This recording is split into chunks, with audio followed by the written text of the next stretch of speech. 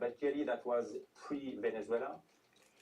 We have to reassess. We are looking at that with our research team. We don't expect, based on the market reaction, any significant drop. Now, when we analyze the situation, everything will depend on how strong the US will be into the day-to-day politics in Venezuela. Because if you look at it, Venezuela is one of the biggest producers. So if you take Venezuela plus the US plus part of Guyana as well, that means that if the US are really driving that, they're going to potentially influence 30% of the crude production. So that definitely will have an impact, but it's very early stage and difficult to assess for the moment. But that's something that we monitor every minute now. Okay, good morning to you, Mathieu. So the geopolitical situation very much in flux, under review, as you describe it. Clearly, the fiscal impulse here in Europe, thinking about your EMEA geography, the fiscal impulse is certainly an area of focus. And I noticed that you are opening a new digital bank in Germany this year. I wonder what your hopes and dreams are for that fiscal push in Europe and what it can deliver for banks and for JP Morgan. So I think that, and I'm a European citizen. I've been at JP for 25 years, but I've been always in Europe, and I'm a strong believer in Europe and the fact that we can do more. When we listen to the Draghi report, and we are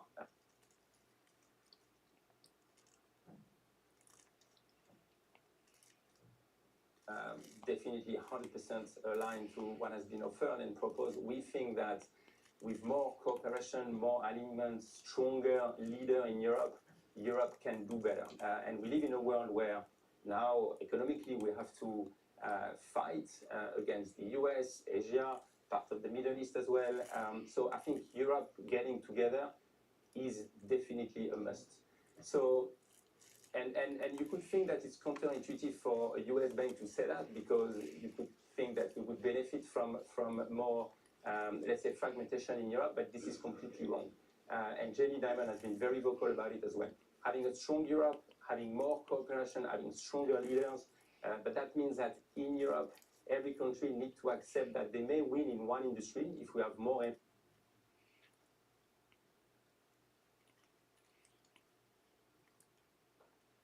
M&A, and maybe France will have more finance or automaker or healthcare. Maybe Germany will do something else, or Italy or the Netherlands. But we need to make sure that like authorities and companies are allowed to for M&A and cross-border activity. And if we have stronger players in Europe, that's going to be the only way that we're going to be influential, let's say, globally against the big player in the other regions. And Mathieu, one of the areas where many have been trying to craft some cross-border M&A has been within the banking sector. We heard from a European commissioner recently, Mathieu, who was saying that actually it is US banks that manage to navigate the fragmented banking landscape across Europe better than perhaps the European ones do, because they are partly because they are outsiders. I mean, does that chime with your experience? Do you find as Americans in Europe, it's relatively easier to navigate that fragmented banking landscape? I would not say that. I think that when we talk to clients, and I think most of the feedback that we receive from clients is like several of the American banks, and JP Morgan being the first one, we've been consistent and we deliver like very strong support and services, even during volatile periods, during global financial crisis, during COVID. We were always there, and we never scaled back from our positions. And we have that role across all countries in Europe. The issue that we see in Europe for some of the European players is like, it's very hard for them to be strong in every country. Many of them are very strong in their country, but it's very hard to have a presence and to be a leader in every country. And that's why we think that we need more M&A, and we need for Europe to have stronger players and cross-country players. So you could see that in a way that would go against our position and maybe against our market share.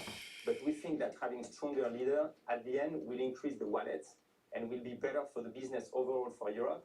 And as JP Morgan, in that current environment, we think that we would be alongside some of the strong European banks, having let's say most of the market share and do a good business in that environment. So that's why we are so pushy for more consolidation and more cross-border M&A in Europe as a whole. Yeah. Mathieu, good morning, it's Guy. Couple of questions on the credit market. Okay. How much of what you guys are going to do this year is going to be data center origination in credit? How different does the market in Europe look compared with the United States or Asia? What is the story here in Europe when it comes to that segment of the market?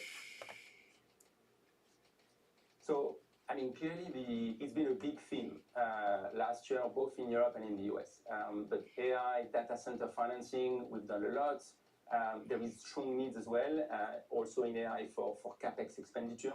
That's one place that we like. We want to continue to do business.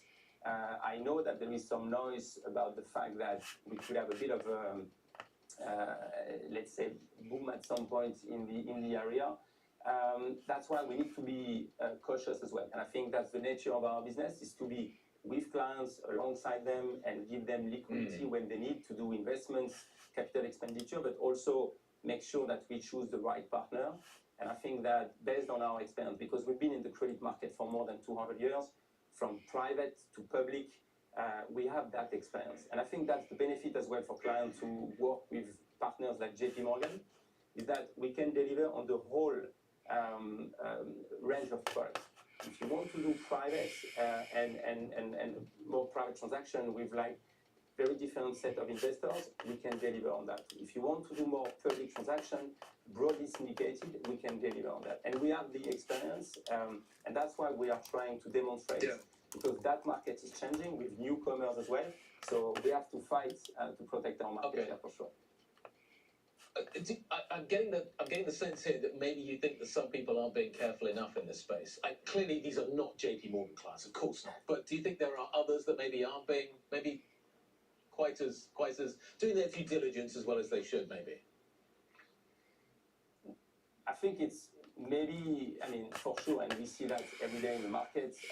We are not trying to hide as well. And I think when we published our results a quarter ago, I think Jenny has been very open as well and transparent about the situation we had with Tricolor in the US. So I'm not trying to hide, and I think issues can happen to everyone. I think that was also a good reminder that for all of us internally, that we need to stay highly focused. We need to double check on everything. I think we live in a market today where there is an excess of liquidity offered to the market overall. So that's why we need sometimes to refuse to do transaction if we think that especially covenants are not there and do not give us enough comfort. There is also a big change is that more and more co-investors are coming with us or with some of the private credit players.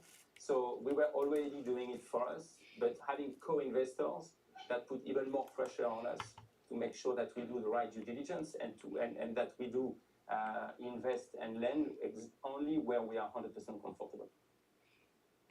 Okay, scrutinising the covenants. A year, of course, expected to see strong demand for IPOs and M&A. Really appreciate your time. Mathieu Wiltz, JP Morgan's co-CEO of EMEA, with a view on the private credit space as well and how that ties into the demand around data centre build-up. Mathieu, thank you. Coming up, how much return has Michael Platt's firm, Bluecrest Capital, added since he ditched clients to trade his own money back in 2016? The answer when we come back. This is Bloomberg.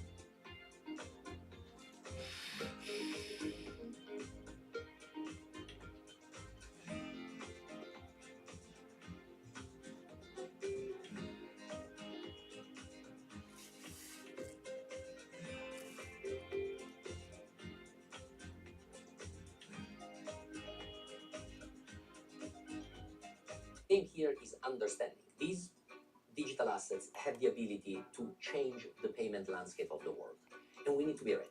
We, the regulators, the world needs to be ready for a new wave of technology.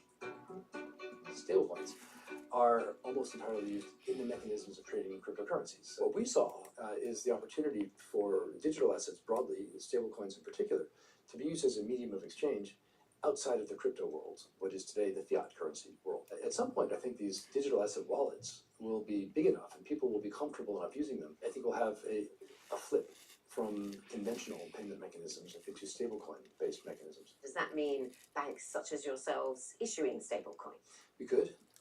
We are issuing Hong Kong dollar stablecoins today. We're in a sandbox for tokenized bank deposits in Hong Kong. We're effectively issuing tokens related to trade finance in Singapore. So it's all on the table, but we're always going to tie it back to what our clients want and need. Because if we don't get that one right, the rest doesn't matter. The market capitalization of both type of instruments, crypto and digital assets, are both very low. Stablecoins today have $20 billion of flows a day. It's less than 1% of the flows of the payment system in the world. But because they have the ability to be very helpful in use cases, particularly in retail to begin with, but then potentially on the wholesale side, I think we will see a lot more of them. Key investors, top executives, global innovators. Join me for in-depth conversations with the biggest newsmakers on the day's top stories. Insight with Haslinda Ale, only on Bloomberg. Get your fixed income fix. Watch Bloomberg Real Yield around the world right here on Bloomberg. Context changes everything.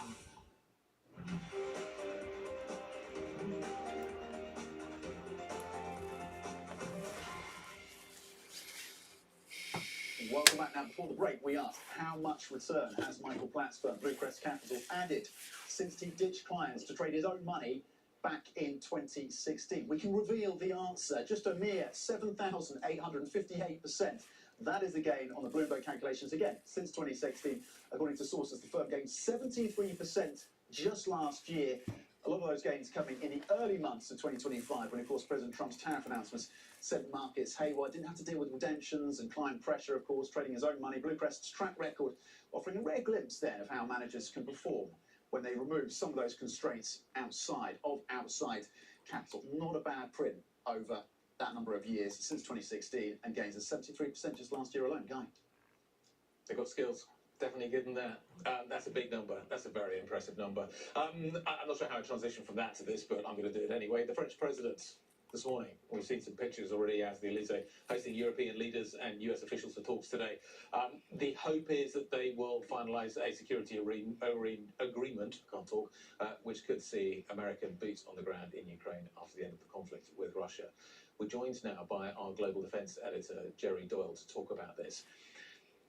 The situation is evolving, not just in Ukraine, where we're watching the situation very carefully, but you've now had Venezuela to fold in what Trump has done there and his threats regarding Ukraine. And they all interact, and they all have an impact on each other. And I'm wondering how the situation in Venezuela and Greenland is affecting Ukraine. As with anything that happens with Trump and the U.S. military at the moment, it's impossible to say, I think, definitively what the impact is going to be. But broadly, if the U.S. is considering or discussing or proposing to its European allies putting American troops on the ground or providing intelligence or satellites or other means of sort of protecting Ukrainian sovereignty after there's a peace plan, the actions in Venezuela, which seem to have been done unilaterally, and of course the threats against Greenland to take it by force as necessary from a NATO ally, certainly seem to undermine perhaps the credibility of the U.S. acting in concert with European allies to protect Ukraine when it seems willing to sort of openly propose threatening another NATO member over its own territory. Yeah, it would seem to perhaps undermine the spirit of cooperation that effort would require. So Jeremy, how seriously should we take then President Trump's calls for the need to control Greenland is something he's returned to. He's appointed somebody to run this in Louisiana and to look at it very seriously, prompting the leadership in Denmark to make some really bold calls about what this will mean for the future of NATO. Indeed. I mean, the Danish government said outright an attack on Greenland would mean the end of NATO. And indeed, NATO doesn't have any provisions baked into it for one member attacking another. It's not something that was ever considered because the genesis of NATO was, of course, to provide a backstop, a force to counteract the Soviet Union during the depths of the Cold War. Now, the U.S. already has a base in Greenland, Patuxent Space Base. Apologies if I mispronounced the name there. It's a Space Force base, and it's been there in various forms for a long time. What the U.S. wants outside of that is not clear. How far Trump is willing to go to obtain that is also not clear. But clearly, the rhetoric that's happening right now is causing a lot of instability with U.S. allies. Okay, Jerry Doyle, yeah, you get 20 days. Was it 20 days? Come back to me in 20 days, President Trump said when it comes to the question of Greenland, but reiterated that the US, quote, needs Greenland, and then had a response from the Danish Prime Minister, of course, yesterday. Jerry Doyle, our global defence editor, with some of the implications of that remarkable posture being taken by, of course, the White House right now. Here's what else to think about then across today. Zelensky then, the meeting, as we discussed, with US and European leaders in Paris, that is currently happening. Of course, we know that the Canadian leader is there as well, Mark Carney, along with others, to discuss those security guarantees and trying to nail down the commitments from the US. Later this morning, European and UK final PMIs. At 1 p.m. UK time, we're going to get German CPI, and at 1 p.m. as well, UK, and at the same time, we're going to get the Fed Sparkins going to be speaking on a week, of course, when we get more detail in terms of the labour market of the US, with job openings on Wednesday, tomorrow, and then non-farm payrolls, of course. And of course, a helping of tech with CES in progress. Let's talk about these markets. Valerie Teitel is with us once again to close out this hour of programming. Valerie, we have spoken to guests who say that the conversation around the Fed is not going to be as important as the fiscal narrative this year. I wonder how that sits with you, thinking about the Fed speakers we've got coming up. Look, I think that could be a very true. If we get unemployment ticking back down to 4.5% on Friday, that could really cement the Fed being on pause until the new Fed chair gets in around May, and we have that June decision. So we could be looking at the first half of this year where essentially monetary policy isn't really in the front seat for markets. It's all about AI. It's all about fiscal spending on a global scale. Germany, Japan, and the U.S. Leading markets instead of the Fed. Now, if we look at what's priced in, we really don't have a lot priced in for January. But if we do get a non-contentious non-farm payroll report on Friday, I think you start to get markets contemplating a Fed really on pause until the summer. The message from the commodity market is inflation's coming. Is that what we should read into copper this morning? Well, I mean, we will get the inflation print, the consumer price inflation print next Tuesday. Now, seeing how inflation is going to be feeding into these markets, I think it's really more down to tariff-induced inflation and whether that's behind us rather than commodity-induced inflation. I know you're smirking at me, but I do think that there will be a moment when the market does decide that tariff-induced inflation is done with. That is the risk, I think, here for seeing a decent bond rally, for seeing downgrades to inflation expectations when it comes to 2026 and perhaps opening up the door for more Fed easing. That, to me, is kind of the risk scenario of where we could be headed, not necessarily the base case for markets. The risk scenario, because the markets may decide that the tariff impact is done when maybe the tariff impact has shored up prices at a certain level, or that they've been stored up and they come through later in the year. Is that?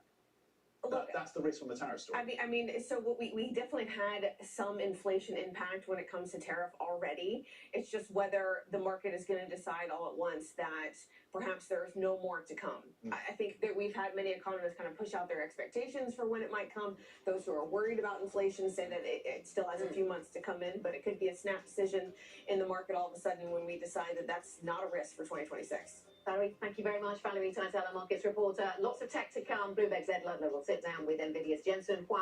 That is later on in programming. Don't miss that. This is Bloomberg.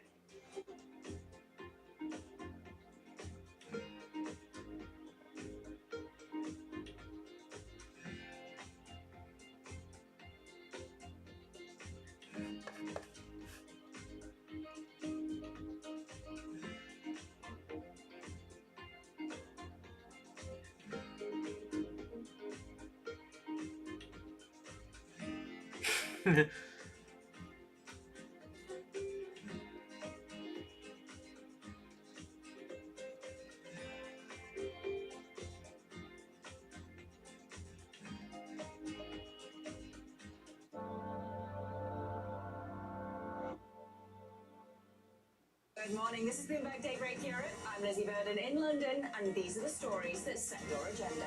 Taking you from the U.S. market's close to the overnight session in Asia. We'll walk you through what you need to know to kickstart Europe's trading day.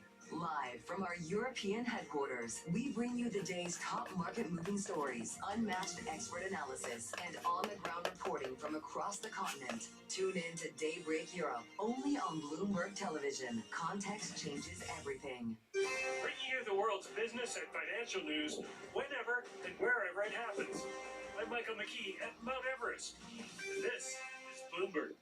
At a time when policy in Washington is driving Wall Street, we draw a distinction between the rhetoric and the action, bringing you market-moving guests and original reporting. This is Bloomberg Surveillance.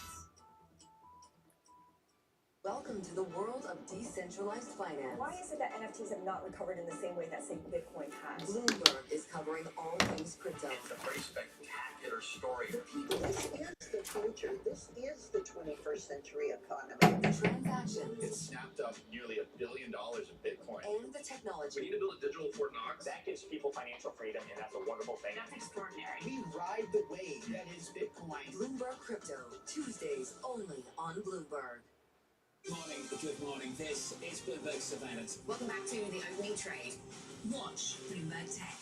This is the Asia Trade. This is Wall Street Week. Welcome to Balance of Power.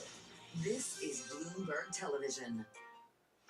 Tune in to Bloomberg Business Week Daily. We gotta talk crypto. From the magazine that helps global leaders stay ahead. What's the conversation around your company? Bringing you insight on the people, companies, and trends shaping today's complex economy. Planning very big games. New levels of premium. Plus global business, finance, and tech news as it happens. The floodgates of innovation are going to open up. Can't fake passion. You either are or you aren't. Bloomberg Business Week Daily, only on Bloomberg.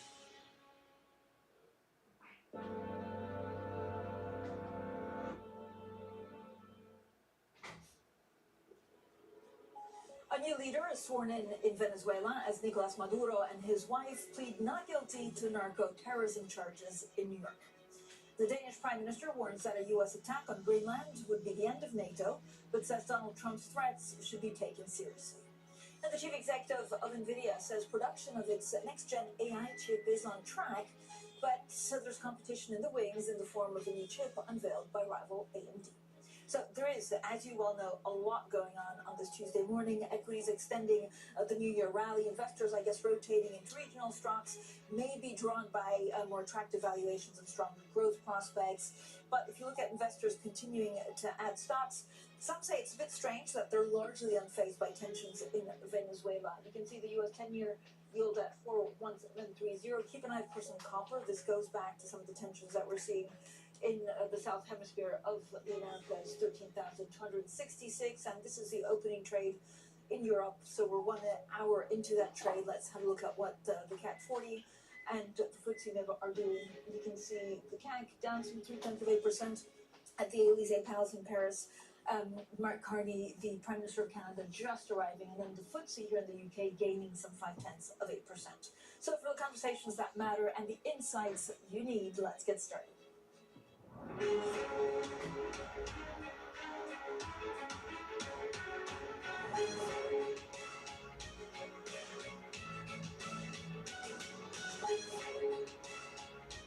Newsmakers and market movers.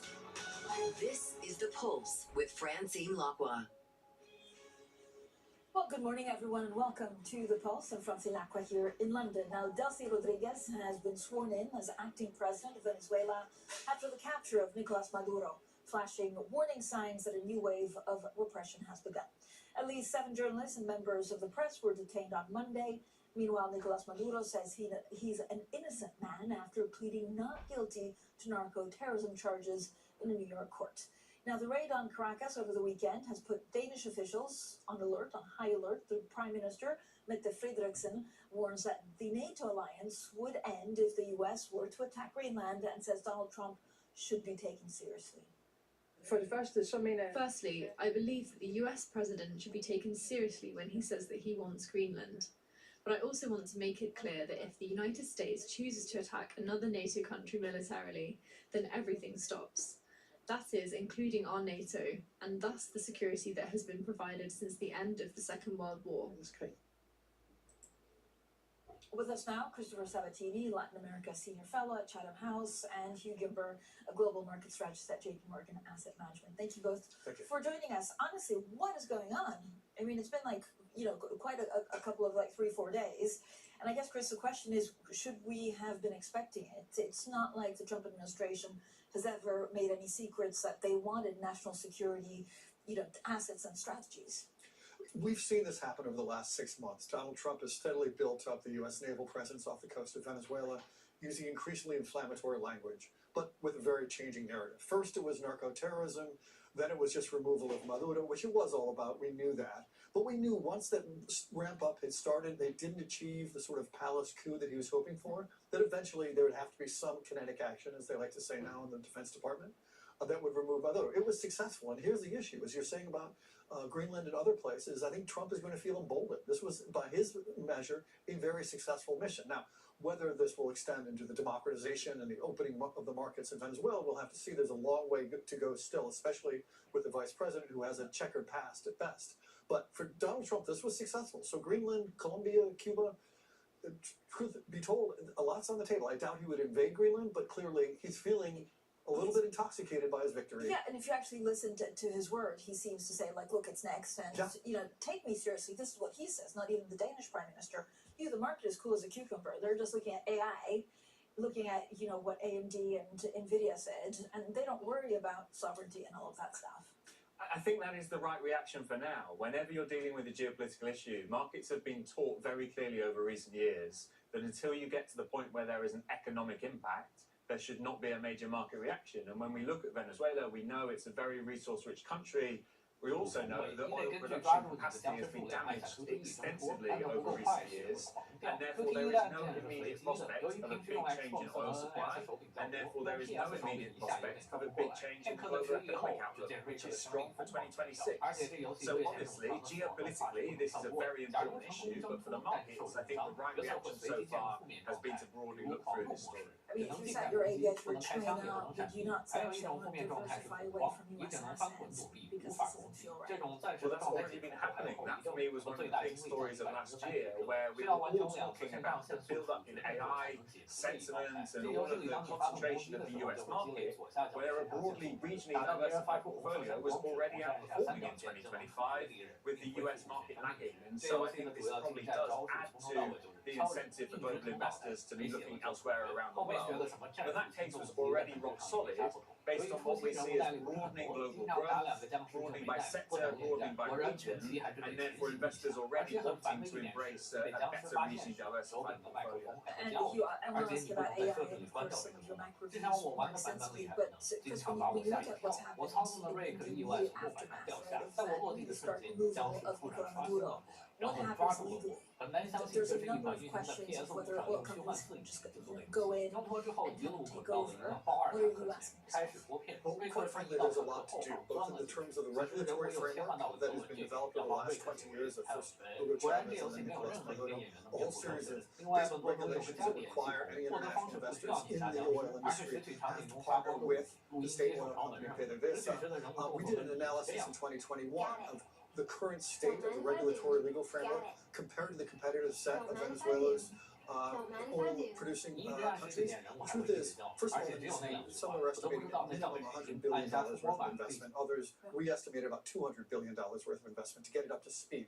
But then you just have this entire tangle of regulatory reforms as well as infrastructural needs. Everything from basically upgrading the equipment to upgrading the ports and other things, and even the electricity that services those areas. So there's a lot to be done. This is not a matter of just turning on the spigot and filling up oil barrels and pushing them back out into the market. Chris, yesterday I went back and actually read the 34, 35 pages, whatever, of the National Strategy paper that the White House released in November, and it was very clear, if you read it carefully, that they talk about the southern hemisphere of the Americas as belonging to America.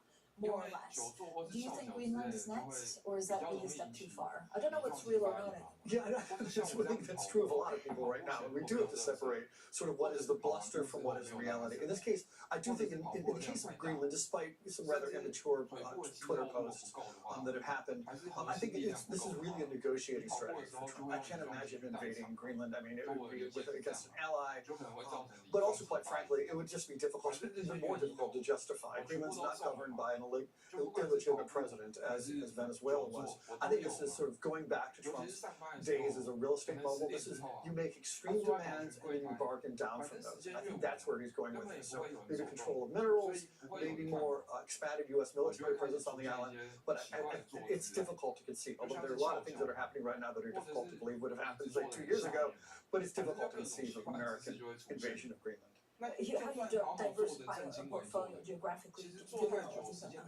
Well, I think you focus on where we do have confidence. You look at Europe as a good example here, where consensus expectations are low, growth is already on the up, inflation is in a good place. And you can look at that region, you can look at the stock market there, where investors, I think, are still deeply skeptical, and yet you have none of the geopolitical uncertainty that we're talking about focusing around the US administration. So obviously we can start to think about impacts on Russia, Ukraine, and how the conflict in Venezuela might feed through into knock-on impacts there, but broadly the markets I think have already moved on from that, because again the economic impact and the commodity disruption that we saw heavily in 2022 is broadly already behind us as well. So we need to separate very carefully between what are geopolitical and to an extent humanitarian questions, which are very serious, versus the market impact, which will all come back to economic. But you forget inflation. The market's always moved on from inflation because of tariffs-induced inflationary pressures. Are they right? Because we're also seeing wage growth creep up a little bit in the US,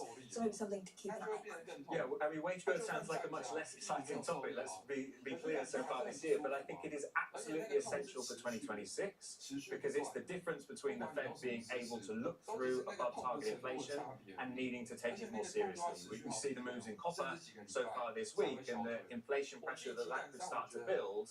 If the Fed's looking at inflation that's being driven largely by commodities, it can ignore it, because it can say, look at the labour market, think about our dual mandate, and therefore we can deliver the easing that the markets are expecting.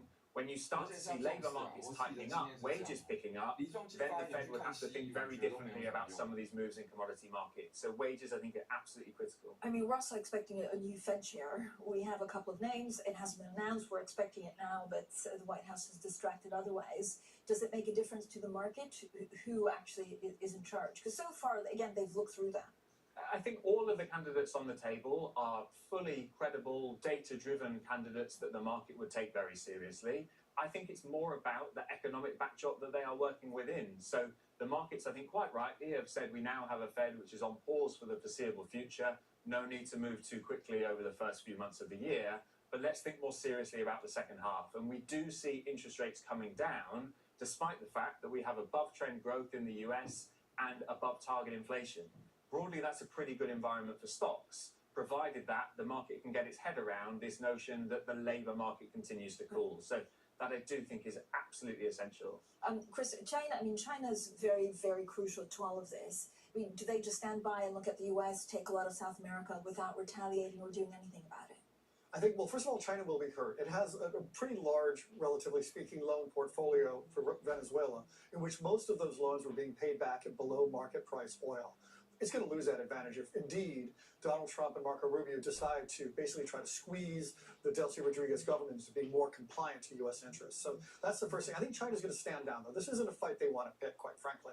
There's the other issue, though, for markets that's going to be important in the case of Venezuela, is renegotiating the $160 billion worth of Venezuela's defaulted debt. Yeah. And you've got a lot of hedge funds and financial services sector officials queuing up to try to renegotiate that. And the truth is Delcy Rodriguez in this front has been a known quantity. She's been the go-to person for a number of the hedge funds and the bondholders, as well as the oil companies. But there's a lot also there that has to happen to change it. You need an IMF sort of study of the books. They need to open up their data, improve their data. But at a certain point, it's quite possible we could see a debt renegotiation, which really could have a huge upside for a number of bondholders, because it was priced at about 5 cents on the dollar. It's already gone up by about 20%. Yeah, and we're hearing rumors that a lot of the big banks are already circling around or trying to figure out what opportunities are. AI. Is it going to save us all in 2026 again? I mean, I think the OpenAI IPO is the big event of the year. I think that's undeniable at this stage, that we're all waiting for this big test of market sentiment. So far, so good. We've seen a good start to the year in Asian stocks. Sentiment in places like Korea is still very positive, and you have now talk of actually, is OpenAI going to start to make the jump back towards the Gemini progress that we saw with Google last year? This competition is healthy. This is good news because companies are fighting against each other to win the race, and that is driving progress. So I still think the story is intact for this year. The valuation is obviously the key question, and that's where that more diversified approach we think is really important, not overlooking some of the Asian markets, China included in that, at the expense of this sole focus that we've had on the US over recent years. If there is some kind, I mean, 2025 was quite strange because you had, talk about bubbles and you had a little bit of a pullback, but then AI stocks actually managed to still win. Are we going to see the same dynamic in 2026, or could you see a washout of the smaller companies with the bigger companies coming in, still financially strong and by their line? Look, I think you have to be broadly hedging your bets here. We think private equity is likely to hold some of the biggest winners in AI over the coming years. It will not only be the US mega caps that win this race. I think there are key questions around the progress that we're going to see, not just from Chinese names, but other parts of the Asian tech universe. And then we also start to think about some of the more ingrained focus on the sectors that could be the big beneficiaries. So look at banks as a prime example here, where they've had a good run over recent years, but still I think are at the very early stages of being able to demonstrate the revenue and margin improvements that we're likely to see off the embracing of this new technology. So broadly, I think it's about spreading where you want to take your risk in portfolios, and that's true whether it's public versus private, that's true regionally and across sectors, while all still having a relatively positive view on this AI trade continuing. It's a bit like the U.S. administration mindset right now. Diversify. Diversify. Play every possible card you have and hope for the best. Thank you both for joining us. Christopher Sabatini, Latin America, a senior fellow at Chatham House, and Hugh Gimber, global market strategist at JP Morgan Asset Management. Coming up, Bulgaria joins the euro area after almost 2 decades of integration. But the big moment is spoiled by, of course, this political upheaval. So we'll talk about Europe, what it can do next. That's, of course, coming up shortly, and this is Bloomberg.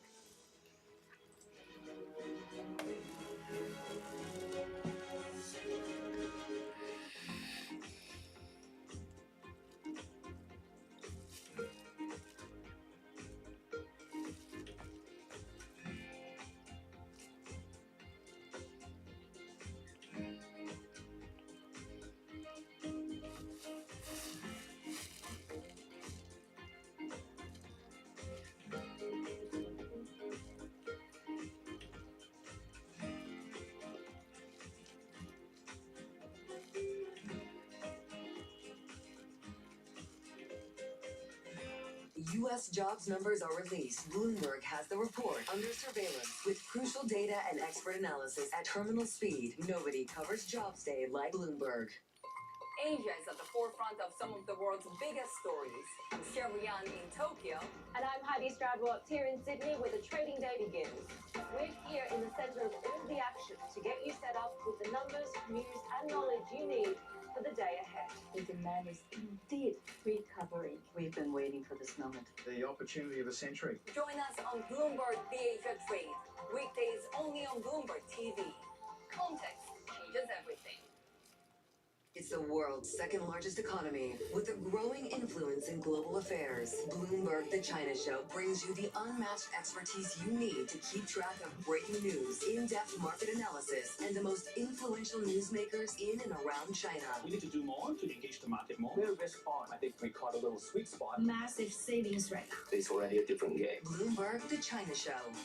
Weekdays around the world, right here on Bloomberg. Context changes everything. Astonishing day for US technology. Shaping the region's technology ecosystem. Asia's biggest tech news and innovation.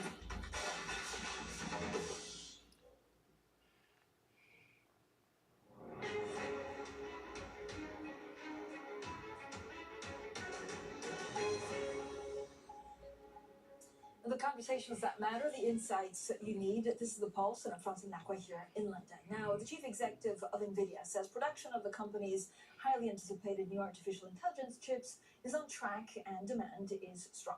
Speaking at CES in Las Vegas, Jensen Huang said customers will soon be able to try the Rubin semiconductors, which are expected to speed up AI development.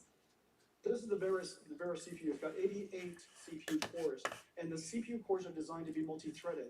But the multi-threaded nature of Vera was designed so that each one of the 176 threads could get its full performance. So it's essentially as if there's 176 cores, but only 88 physical cores. So these cores were designed in using a technology called spatial multi-threading. But the I/O performance is incredible. Well, let's bring in opening trade anchor Tom McKenzie.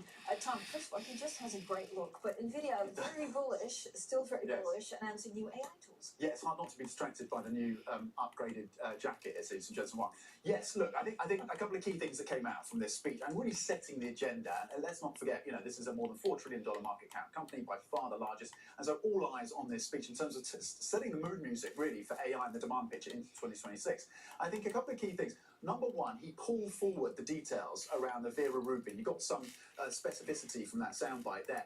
Normally, you don't get these details in terms of the new chipsets until about spring, but he's pulled them forward. He says that's because there's just so much demand. He wanted to give his customers and clients a view in terms of how that is progressing. They're in production.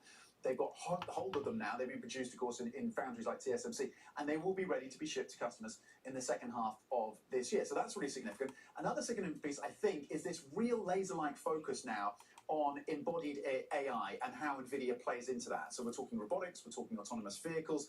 That seems to be being set up for a really big theme and a big trend in 2026, and clearly NVIDIA has their eyes on that. They're also the full stack. We talked about the full stack, so they're not just the chips, they're also the servicing, the networking, and the software that goes on top of that. And so building out those prospects as well. And interestingly, talking about China, saying that the H200, which is the chip that the Trump administration says they may allow into the Chinese market, he says, we've got the licenses in place, we're seeing a lot of demand in China if and when those licenses get approved. That could be, they've talked previously about that potentially being a $50 billion market that they're not currently accounting for in their earnings. And Tom, so AMD also unveiled a new chip. Can it actually dent NVIDIA's dominance? Yeah, so Lisa Su, the CEO, you're rightly saying that she got up and gave a keynote speech as well. They are seen as the main competitor to NVIDIA. Now, their market share is far, far smaller, but they continue to progress. And again, Lisa Su saying that there is such strong demand there. And I'll just take a quote from her. The rate and pace of AI innovation has been incredible. We are just getting started. She was joined on stage by OpenAI's co-founder, Greg Brockman. He talked about the need for compute from OpenAI. They have a partnership with AMD. And she also released a new chip for the corporate data center use as well. So she talked about that and also gave a preview of their upcoming chips that will be for AI data centers in 2027 and AI chips for laptops and computers as well on the edge, so-called edge computing. So certainly AMD continue to develop and innovate and try to carve out more market share. There's more competition coming up from the likes of Alphabet and Google with their TPU chips. And so that is a question mark in terms of how AMD positions itself. But clearly, Lisa Su and the team think they have the products needed to continue to carve out at least some market share from NVIDIA. Tom, thank you so much. Tom McKenzie there with the very latest on AMD and on NVIDIA. Now, the ECB president, Christine Lagarde, has hailed Bulgaria's membership of the euro area as a testament to Europe's ability to defy international headwinds. The country became the 21st to adopt the euro on January 1st, but the big moment was tarnished by political turmoil, with the government collapsing just weeks before. Well, joining us now is Maria Simenova, head of the Sofia office at the European Council on Foreign Relations. Maria, thank you for joining us. First of all, what is Bulgaria joining? What will they get from joining the euro? Bulgaria became the 21st member of the Eurozone, and this is a recognition of consistent efforts towards this direction since Bulgaria's intention to join the European Union in the beginning of the century. There is a lot to gain. Bulgaria is becoming part of the decision-making process of the European Central Bank. There will be more credibility in the Bulgarian economy, with the hope that this will lead to higher investments. The Bulgarian economy has been on a positive trend, but definitely it needs sustainability through more investments. So, Maria, what happens next? I mean, this is a very difficult moment for the EU at all. Will Bulgaria help the EU in any way, shape, or form, or is the government just too unstable? Well, as you started telling, in December we witnessed one of the biggest protests in Bulgaria since the 90s.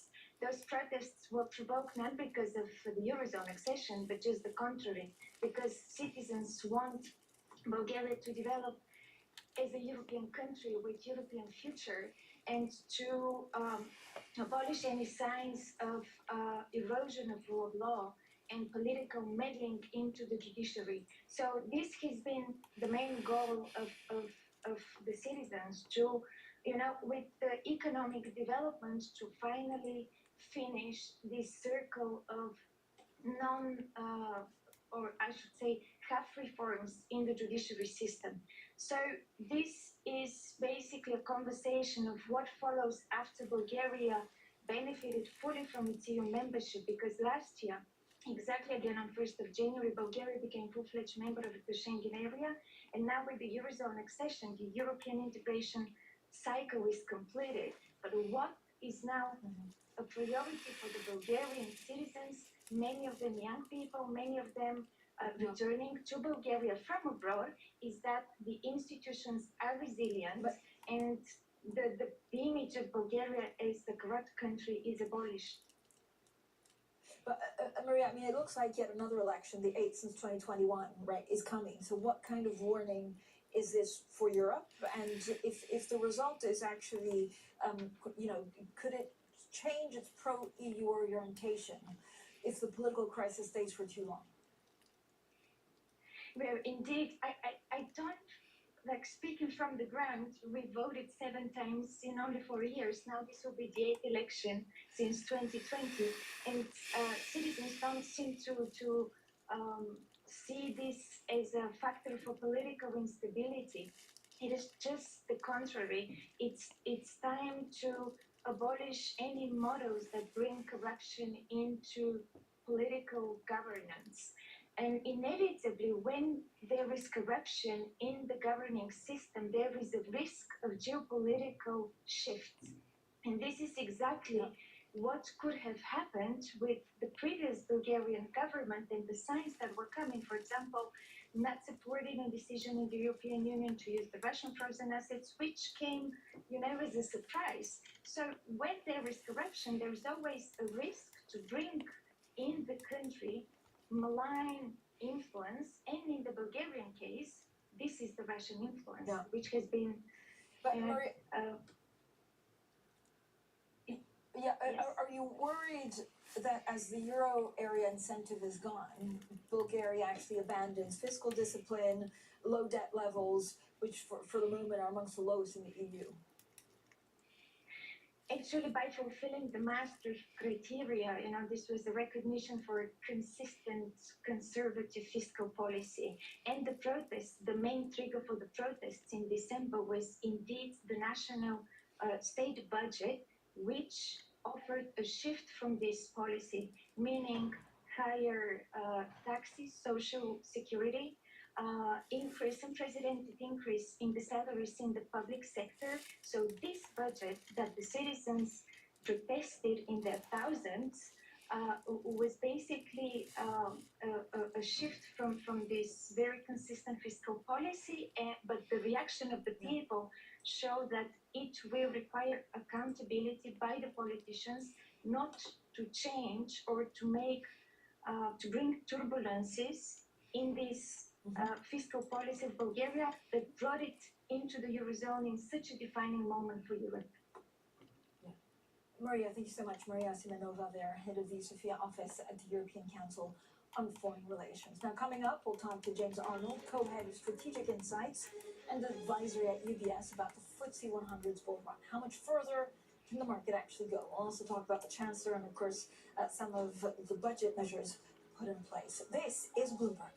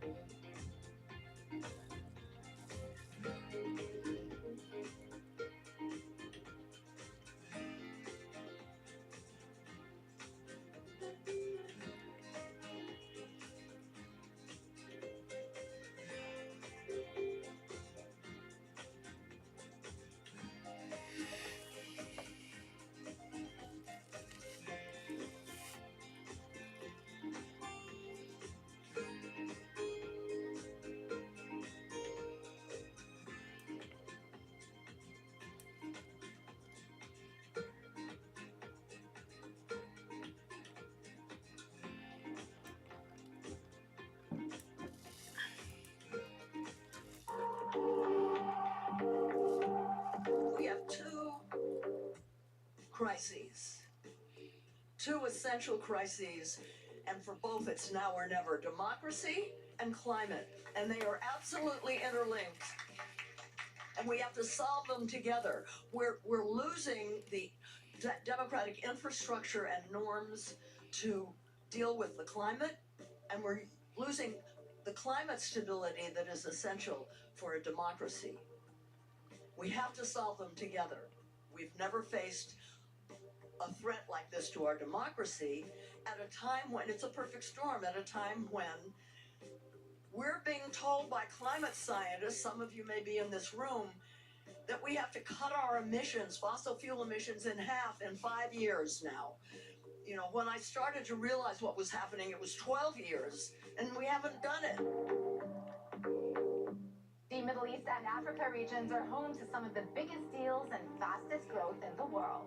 Vibrant resources and high-yield investment opportunities abound. I'm Jumana Versace. Join me on Bloomberg Horizon's Middle East and Africa for the stories, newsmakers, and insights shaping the decisions of traders across this exciting region. Heightened levels of volatility. There's still room to maneuver. Reduce the opportunities that allows you to increase significantly your net income. Every trading day, only on Bloomberg. The countdown is on. Everything you need to get the edge at the end of the market day.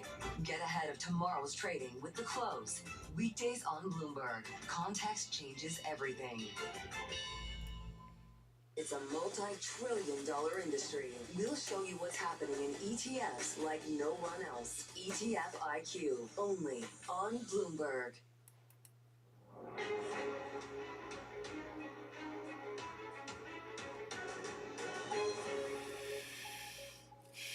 Good morning, everyone, and welcome to The Pulse. I'm Francine Lacquin in London, and these are your top stories. A new leader is sworn in Venezuela as Nicolas Maduro and his wife plead not guilty to narco-terrorism charges in New York. The Danish Prime Minister warns that a U.S. attack on Greenland would be the end of NATO, but says Donald Trump's threats should be taken seriously. And the chief executive of NVIDIA says production of its next-gen AI chip is on track, but there's competition in the wings in the form of a new chip unveiled by rival AMD. Now, French inflation has actually slowed to a 7-month low on falling energy costs. German CPI out at 1 p.m. UK time. Data for the euro area is due tomorrow. Now, for more on all of this, we're joined by Bloomberg's Jana Randall in Frankfurt. Jana, Happy New Year. So good to speak to you. What do you make of the figures released in France? Yeah, weaker than what we would like to see for the Eurozone, but also not much of a surprise. France has been below 2% inflation for quite some time now, and it's steady there. Most of it is due to energy, to weak manufacturing. Services are still running above 2%. So overall, not much of a surprise. We're also expecting, of course, Germany, but also euro area inflation. What does that all mean for the ECB going forward? Yeah, Germany is maybe the slightly more interesting story today, because we do see in the annual data the States published earlier this morning that inflation slowed down quite sharply.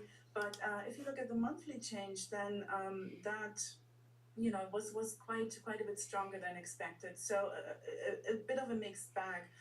And that tells you that inflation is more or less on track on track to a target where the ECB wants it to go, but it's not a black and white story. So there are things that are happening under the hood. The ECB flagged stronger than expected wage growth, for example, in its last press conference in 2025. So overall, everything that we've seen so far this year in terms of data speaks for steady hand policy, interest rates on hold, looking at what the economy does, what inflation trends do, and then decide where to go. But I don't expect any changes for quite some time. Jana, thanks so much. Jana Randall there in Frankfurt. Now, a 5-year bull run has propelled the FTSE 100 up by more than 50%. After passing the 10,000 mark, the index has reached a market cap of $3.9 trillion. Now, while that's about the size of the UK economy, it also remains well short of the market cap of a single US tech giant, and that's NVIDIA. Well, joining us now is James Arnold, co-head of Strategic Insights and Advisory at UBS. Thank you so much for joining us. Where do you see the UK fitting in right now? it is really funny when you use that introduction. It was 3 years ago we wrote a piece arguing that the UK wasn't moribund, and if you cast your mind back, the UK was critiqued to be a failing market, had no liquidity, didn't value companies properly, and was destined to sort of die a death. And actually now, as you say, now we're 50% up in a very short period of time. So how things change. So what did we argue 3 years ago? We argued two things. So firstly, we argued the market actually functions really well, right? So the market functions. There's enough liquidity for companies to do what they wanted to do. There's not as much liquidity as there is in other markets, but there was enough. Second, we argued that the market valued fundamentals. So it valued return on capital and it valued growth.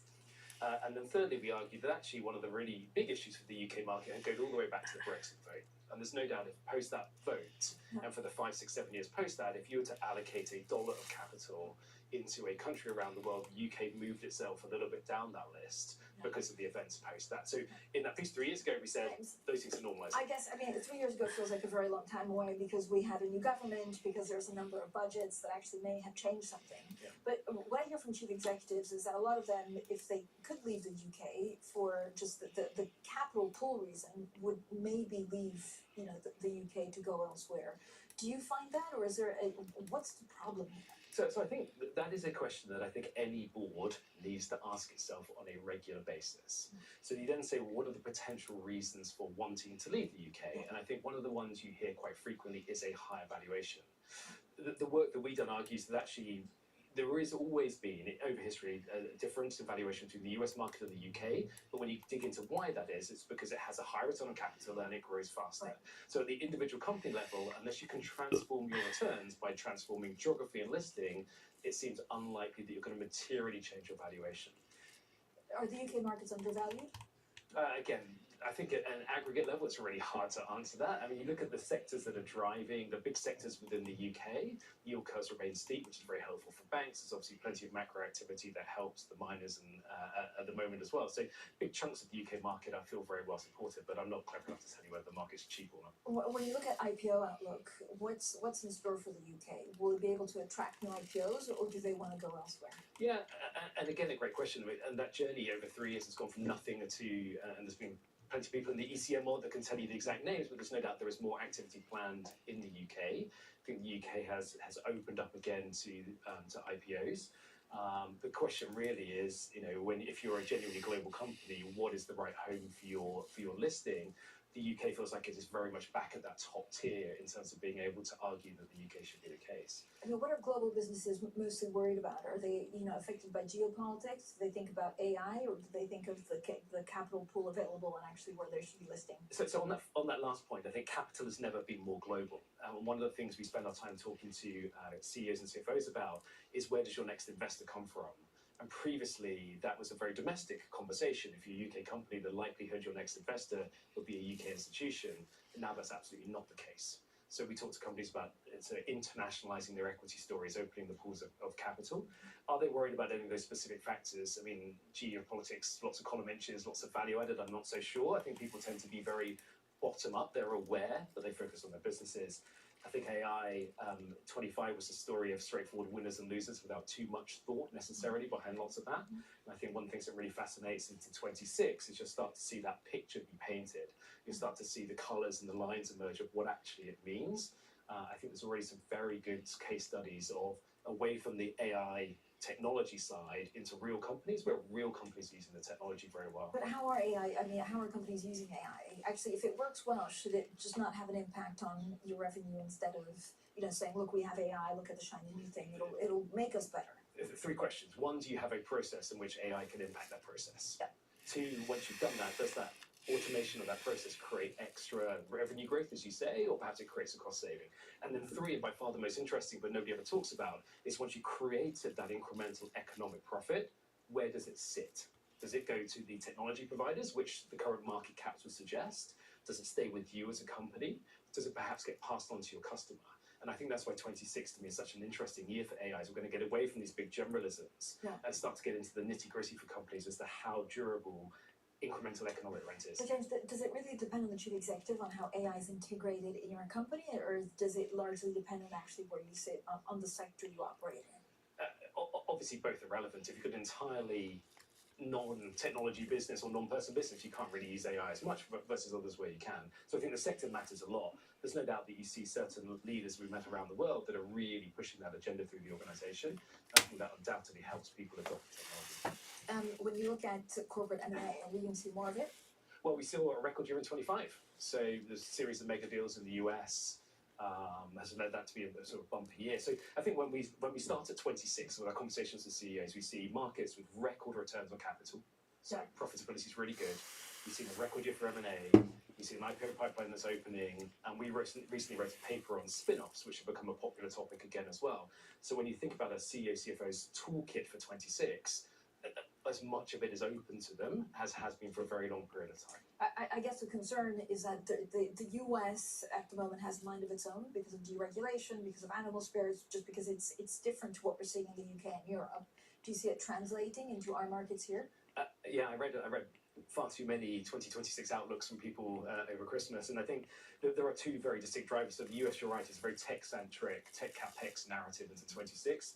The European Union, the EU more broadly, is a fiscal, it is a consumer and industrialization one. So there are different drivers to it.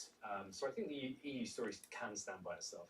Okay, James, thanks so much. James Arnold, co-head of Strategic Insights and Advisory at UBS. Now, new car sales in the UK have surpassed 2 million for the first time since the pandemic, buoyed in part by automakers offering more discounts on EVs.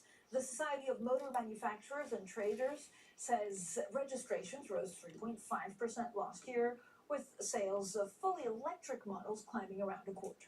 Now, EVs now account for about 23% of the market, but that's short of the government's mandate for 28% of sales. And the British Retail Consortium says UK food inflation rose for the first time since August last month, nudging shoppers to seek value items during the key Christmas trading period. While food prices rose 3.3% from a year earlier in December, up from 3% the previous month.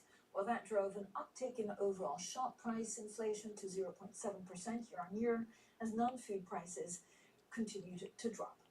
And Italy plans to back the Mercosur free trade agreement with the South American bloc of countries in a vote that will likely be the final major hurdle for the European Union to clinch the accord, which has been in the works for 25 years. Well, Bloomberg understands that Italy is expected to reverse course and support the deal when EU ambassadors vote on the measure on January 9th. Now, that would allow the EU to sign a treaty with the Mercosur countries on January 12th. Now, Next has raised its profit forecast for a fifth time this financial year after sales at the British retailer rose more than expected over Christmas. Now, for more on all of this, we're joined by our global business reporter, Jennifer Curry. Jennifer, thanks so much for joining us, and a Happy New Year. Next results this morning, pretty upbeat. What do they tell us about how retail did over the Christmas period? Yeah, I mean, this is so characteristic of Next, isn't it? To underpromise and overdeliver. So it raises pre-tax profits guidance for the fifth time this fiscal year. It's now expecting pre-tax profit of almost 1.2 billion. I think it's worth noting that a lot of that growth is coming from overseas. We saw that in previous quarters as well. So international sales are up almost 39%, UK sales up 6%. So a weaker UK consumer, Next is often seen as sort of first out the gate with UK retail, and any trouble for Next is seen as a bad indicator for the rest of the UK high street. So I think one point I think really illustrates this well is that Next said that it had a lot more stock than it expected going into sales during this period.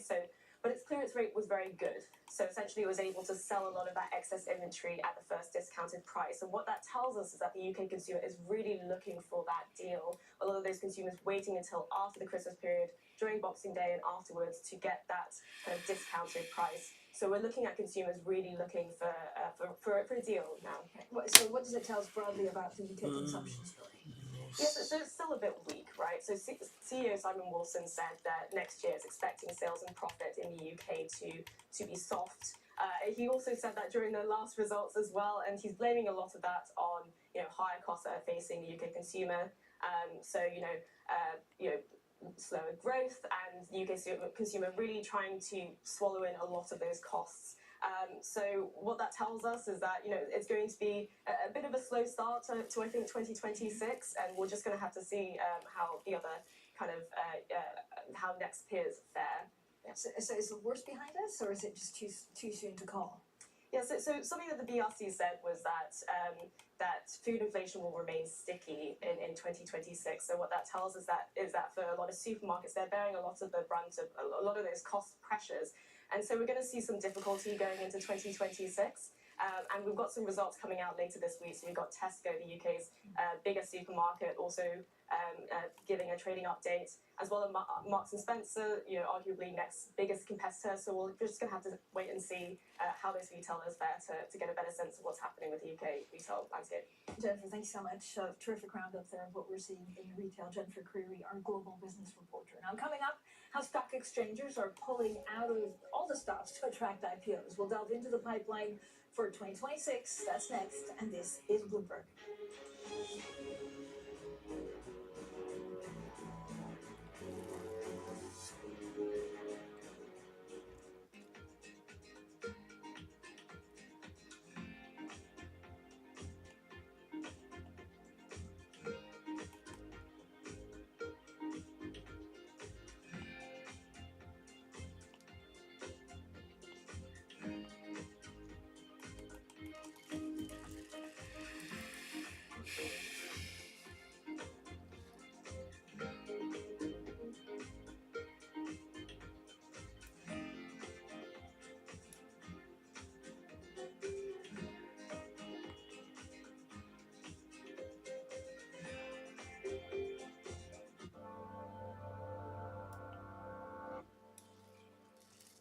Technology is embedded in every aspect of our lives. And laying the foundation for the future. From finance to defense, AI to entertainment.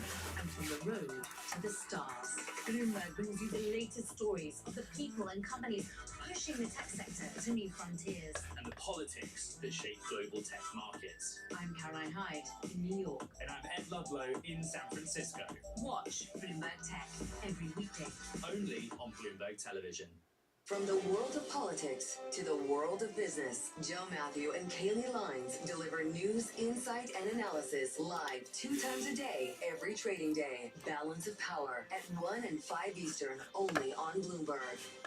The trading day is about to start. And you're already looking for that edge. The opening trade brings you everything you need to know as markets open across Europe. Let's talk about the significant risk transfers to find space in their balance sheet. Hedging some of that risk. You could look at it the other way. Obviously, this stuff is risk weighted. I would much rather be long than be short. We're in a kind of sweet spot. Very, very strong alignment. 3 revolutions in 1. I'm Guy Johnson. I'm Anna Edwards. And I'm Tom McKenzie. This is your opening trade.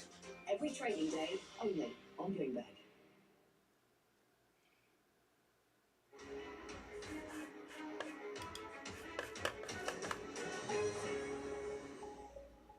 The conversations that matter, the insights that you need. This is a Pulse, and I'm Francis Lacqua here in London. Now, global stock exchanges have been pulling out all of the stops to attract IPOs amid fierce competition for the dwindling number of listings. Recent IPOs have been celebrated with everything from champagne and confetti to dances and even lasers. Tom McKenzie has been looking at some of the entertaining ways in which IPOs have been celebrated. An IPO is often the pinnacle of success for executives. There are speeches, hugs, even tears. I achieved my dream. The champagne and confetti and countdown clocks might look like a nice party, but it's serious business too. Listings have been dwindling in recent years in the aftermath of COVID and rate hikes to tackle inflation. Exchanges have been competing for a shrinking slice of that pie, and a good show is part of the marketing. Part of getting the message out is a way that we effectively live the stories that the companies execute through the medium of an exchange. And yes, of course, it reaches out to companies which may be within an IPO pipeline. Asia has dominated listings for the last few years, and its listing ceremonies mix tradition with pomp and some fun. In Hong Kong, there are gongs of different sizes. So there's the standard size gong. We also have a bigger gong or a mega gong. That's for very special and larger companies listing in Hong Kong. So, little surprise then that when China's CATL sold shares in May, raising a whopping $5.3 billion, no ordinary ceremony would do for the world's biggest maker of EV batteries. The Hong Kong Exchange wheeled out its mega gong. With CATL shares handily beating global benchmarks since the listing, fortune has indeed been kind to the company. As Europe and the US look to rival Asia by claiming more new listings, the pizzazz, showmanship and company mascots show no signs of being canned as trading gets underway. Fun package there with Tom McKenzie reporting that. Let's get more on what 2026 holds in terms of IPOs. Charles Capel, Bloomberg's European Equity Capital Markets Editor, who joins us now. I mean, the real question is how would we celebrate if we were to IPO? And of course, it has to be Formula One style, right? With the champagne bottles. Absolutely, champagne, and then I have a soft spot for a mascot as well. I really enjoy the dancing tuna cans. And then Magnum, the Magnum Ice Cream Company, giving out free ice cream. So I would have ice cream at mine. We're having it all at our IPO. This is, Charles and Francine 2026. Okay, 2025 was a year of two halves for IPOs, right? Few to begin with, and then a pickup towards the end. What was driving that? Yeah, well, look, IPOs are really fragile, delicate things. In order for issuers and bankers and their advisors to go ahead, they really need to feel comfortable that market conditions are right. And at the start of last year, we had a big shock, which was, of course, the US tariffs. And that put a lot of people off coming to the market. And then towards the second half of the year, when things started to calm down a little bit more, there was a bit of pent-up demand, as well as your usual amount of IPOs. And so then you had sort of a very second half heavy, and that was particularly true in the US and Canada. The only exception to that was Hong Kong, which just kept trucking throughout the entire year. It was a crazy year for IPOs for them. I mean, was that because they came from a lower base, or was it just what they were kind of offering and doing? Yeah, Hong Kong came back with this, with a real resurgence, and they had a very low base, and then they just started building up a lot of momentum there. One particular highlight was CATL, the EV battery maker, and then when you get those big companies coming, it starts to filter through in confidence to the rest of the market, encourages more companies through, and their pipeline, looking ahead, everything that they're saying is also very strong. Charles, looking ahead, what's the outlook for 2026? It's pretty good. Bankers, especially ECM bankers, they're quite optimistic. The macroeconomic conditions seem relatively stable. Interest rates look like they're going to come down alongside inflation. There are a couple of concerns, of course. One would be any AI bubble and that bursting. And then US midterms is also more uncertainty. So we may see a lot of people coming relatively early to try and get these relatively calm markets, macroeconomic conditions prevailing, making sure it doesn't filter through to equity markets. But hopefully, it's looking pretty good. The largest candidates in Europe. Yes. They'd be completely dwarfed, right, by an OpenAI or something like that in the US. Yeah, exactly. So you have these mega caps in the US. You have your SpaceX, your OpenAI. They're looking at an IPO maybe this year, maybe next. But then you do have some substantial candidates coming through in Europe, and there's always a bit of an adjustment factor that you need in terms of market cap. But you have two really big defense companies, CSG and KNDS. They're crucial for arming the war in Ukraine and also for these European defense spending commitments. They're really important companies, and they are going to have multi-billion euro market caps. They're looking at IPOs this year, and they could herald a wave of more IPOs to come. So what about some of the other biggest candidates? Yeah, well, as you said, so SpaceX... it's huge. Yeah. Is SpaceX, is it bigger than OpenAI if it goes through, or do we know yet? I don't think we would know just yet. I've seen sort of $1 trillion market caps thrown around sort of for both of them. SpaceX was recently valued at $800 million. These are IPOs that they would suck so much attention from the market. Fund managers would all be looking at them, everyone would be trying to get in on them, and you kind of wonder how much dry powder would be left to put into all of the other IPOs. So it would be, you'd have to be a brave company to go up against them. Charles, what about the UK? I mean, we had a good conversation, with someone from UBS, and he was more bullish than maybe some others in the UK right now. Yeah. I mean, can it attract the good IPOs, the big IPOs? There are a couple of big IPOs coming down the line for the UK. There's Visma. That is a private equity-backed software company. Navoy Mining is also reportedly looking at a list. Those would be significant IPOs, multi-billion pound IPOs. They would potentially introduce a little bit more confidence into the market, but that also needs to filter down into the smaller and the mid-caps. What the UK has done is a huge amount of regulatory reform. They've changed a lot of the details around the listing rules, which they say makes the exchange more competitive. Now, the question is, can you then attract the capital? When companies come, like, will there be fund managers to buy into them? Will they want to? And the flip side of that is that you need the companies that fund managers want to buy into. And if all of the excitement is happening in the US with SpaceX and OpenAI and these big AI names, you know, that may suck some of the attention. Charles, thanks so much. Charles Capel, Bloomberg's European Equity Capital Markets editor. Now, the French president is hosting Ukraine's allies in Europe and the US for talks today in the hope of finalizing a security agreement which could see American boots on the ground after the end of the conflict with Russia. We're now joined by Greg Sullivan, Bloomberg's Russia economy and government editor. Greg, good morning, first of all, but how have Trump's actions in Venezuela and threats on Greenland changed the Ukraine talks in Paris and the conversation around the role that the US and Europe will play in post-war Kyiv? Well, it's certainly an issue that will be on a lot of European leaders' minds as they head into these talks. But really what it does is underscore a worry or even a reality that was already there. And that is that Europe wants to be engaged, wants to be at the table, and is concerned that the US, and specifically the Trump administration, does not think they need to be. They don't think in previous rounds of negotiations, they've largely been held between the US and Russia, leaving Europe on the sidelines. Europe obviously sees Ukraine as part of its security infrastructure and believes it needs to be part of those talks. Obviously, the Trump administration didn't consult Europe before the actions in Venezuela. So there's really that underscoring that worry that Europe will be left out. Furthermore, it adds urgency. European leaders are concerned that the Trump administration might become more focused on the Western Hemisphere, on Maduro, Venezuela, Cuba. And also, it stands to make the talks more difficult, given that Trump has made these threats against Greenland, obviously a territory of Denmark, part of both NATO and Europe. So that will make the talks more difficult. And European leaders going into these talks are going to seek to try and keep the US focused, engaged on Ukraine, and not just distracted with the Western Hemisphere. So obviously it's something that's going to be on a lot of leaders' minds, and it really is sort of adding a new layer of complexity to these talks. Yeah, I mean, it sounds like a bit of a nightmare. What will the Paris talks actually achieve today? So what a lot of leaders are looking for going in is to actually finalize some of these security agreements. Obviously, earlier we heard that President Volodymyr Zelensky of Ukraine and President Donald Trump of the United States, they said that they had reached an agreement on the US-Ukraine security guarantees framework, but now they need to finalize that with Europe.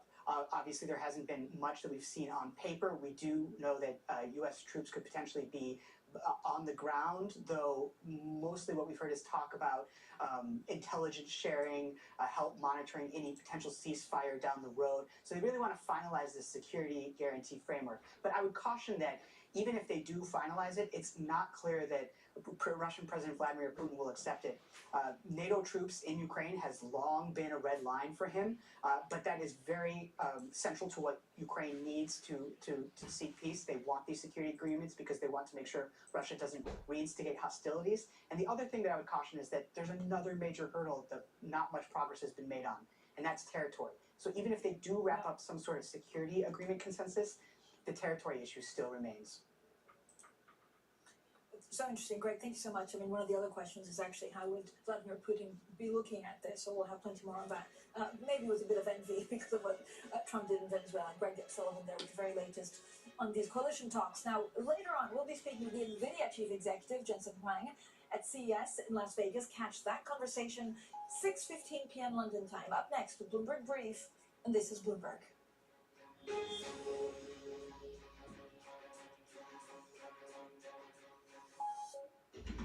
What is going to be the consequence for U.S. markets? We are seeing Moody's gains across European equity markets.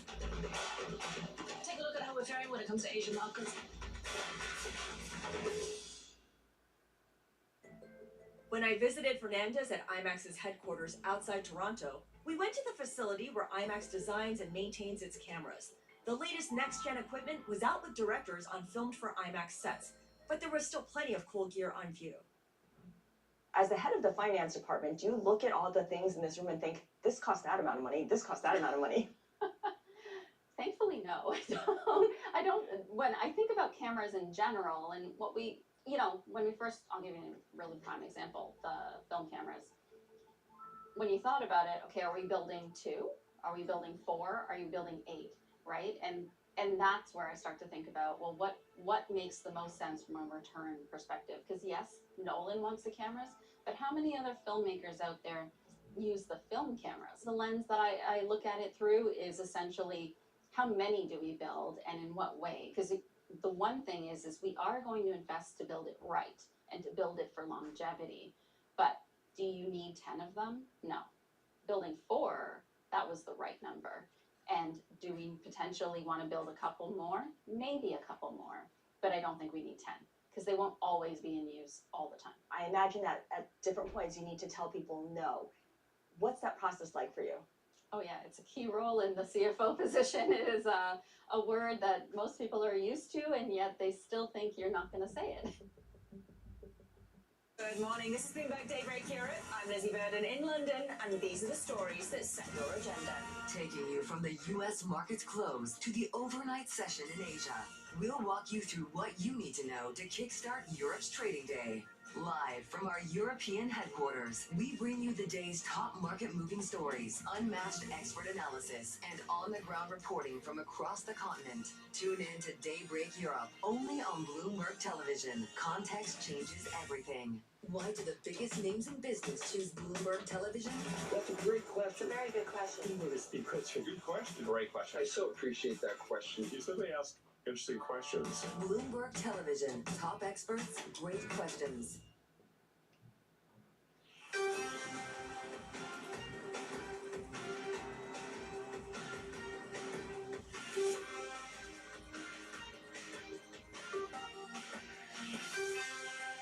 It's 5 a.m. in New York City. Good morning. I'm Bonnie Quinn with your Bloomberg Brief. Here's what you need to know.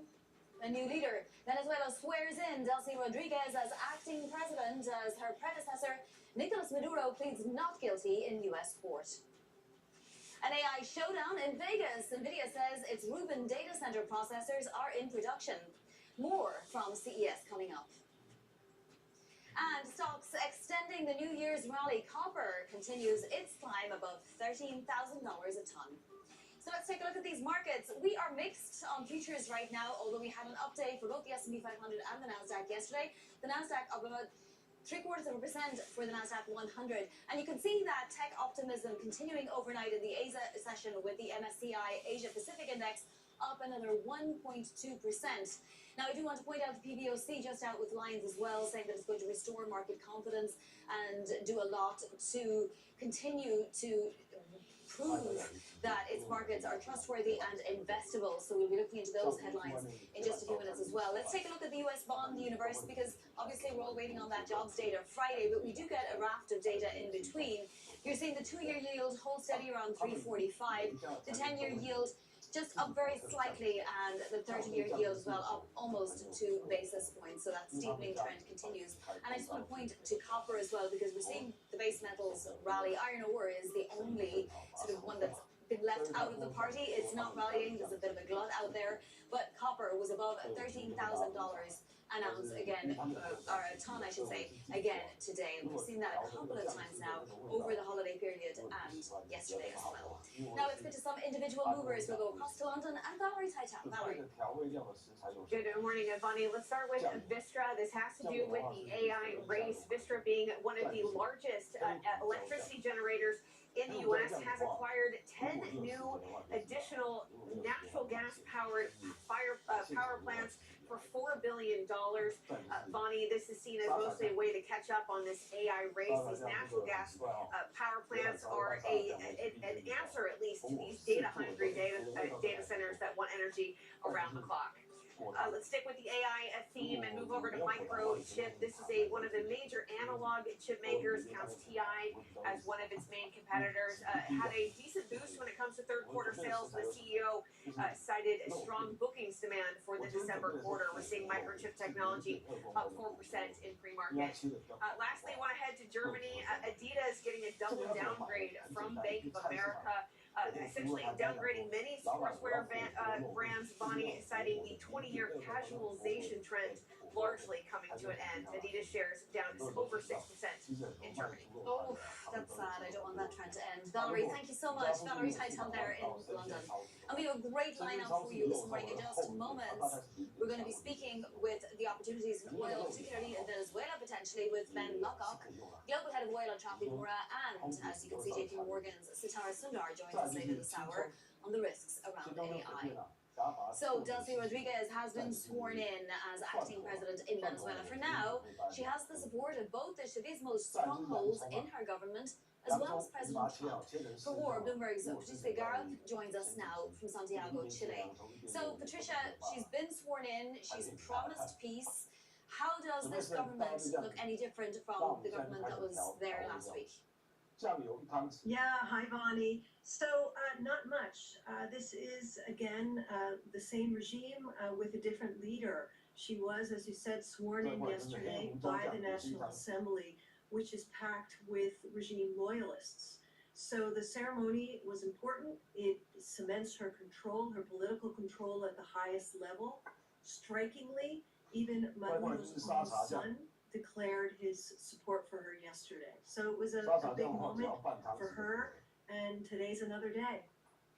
It does seem that there is not much opposition to her, but from the outside it's very hard to tell. What are we hearing about any other potential factions that might try to, move an opposition government into power, or, move their own people into power, if it's at all possible? Well, it's interesting. Last night, I think a lot of people were on edge because there were sort of these, apparently what were unauthorized drone flights around the presidential palace. There was some gunfire. So people last night, Venezuela watchers were seeing that and wondering if maybe that was indeed some action to challenge Delcy Rodriguez. It turned out to be a false alarm, apparently. So she is going to have to be very mindful because, yes, there are sort of hardline factions that remain loyal to Hugo Chavez, who was the late president who launched sort of this socialist era in Venezuela more than a quarter century ago. And just briefly, Patricia, President Trump has told NBC that he may reimburse oil investments in Venezuela. Is that likely to entice people to want to go in? Is that enough? Well, we can't know yet. Some oil executives are going to be meeting with President Trump this week at the White House, so I think we'll have more details. But yes, he suggested that to entice oil companies to go back into Venezuela and revive that country's oil industry, the government of the United States would subsidize their efforts. Now, also adding that the industry would be up and running, he said, in less than 18 months, which is quite different from the estimates which say it will take many years and many tens of billions of dollars to do so. Yeah, very ambitious targets there. Patricia, thank you so much for bringing us up to speed. Patricia Garrett there in Santiago. Joining us now is Ben Lockock. He's Global Head of Oil at Trafigura. Ben, can I start there? OPEC has in the past given you special licenses to trade Venezuelan oil. Are you looking to get into Venezuela in any capacity now that Maduro is out of power, at least for now? Well, I mean, I think it's the topic that everybody's discussing in the oil industry. We've come back from holiday. We've been back 24 hours in the office. And I can tell you that the office was dominated by Venezuela chat. I think everybody's looking about what opportunities there may be in Venezuela. We have a history of working all over the world, anywhere that oil is produced and anywhere where we follow the sort of sanctions regimes and so on. So we'll be discussing it with the US government. I think we can probably be of assistance. It's very clear the US government wants the oil to continue to flow. They don't want civil unrest in Venezuela. So they're going to want products, gasoline, diesel, this kind of thing to enter the country. And I would say that we are well placed to assist if that's in fact what's required. Have you had any discussions so far with the administration about any of this, and what kind of opportunities would you be particularly looking at? We've had ongoing discussions with this administration and other governments about the world about what's required. I think it's very clear what the Venezuelans want and what the Americans want at the moment seems to be equally aligned. They both want the oil to flow. They both want a stable oil market. And I think you'll find the policy of the US and probably other governments will be aligned to that goal of stability in the oil market, stability of Venezuelan flows, and stability within that country. And the country still has requirements for finished grade products to keep its population moving. And I think the policies of both governments will be aligned. You've had ongoing discussions, you say, with this government and with many governments. Do you get the sense that sanctions will be lifted anytime soon? Well, I get the sense that they're going to have a policy that does exactly what I said, which will allow the oil to flow. I don't think they want a bottleneck of Venezuelan oil. I don't think they want an armada of ships floating there and waiting to load and so on. It just creates deep inefficiencies. Now that I guess their main goal of Mr. Maduro leaving the country has been achieved, I think they'll get back to the normalcy of keeping the energy markets efficient, keeping it flowing. And I would imagine very, very quickly their policies would reflect that. What would your asks be at Trafigura, Ben? What would you need to see before you would, allow your services to be used?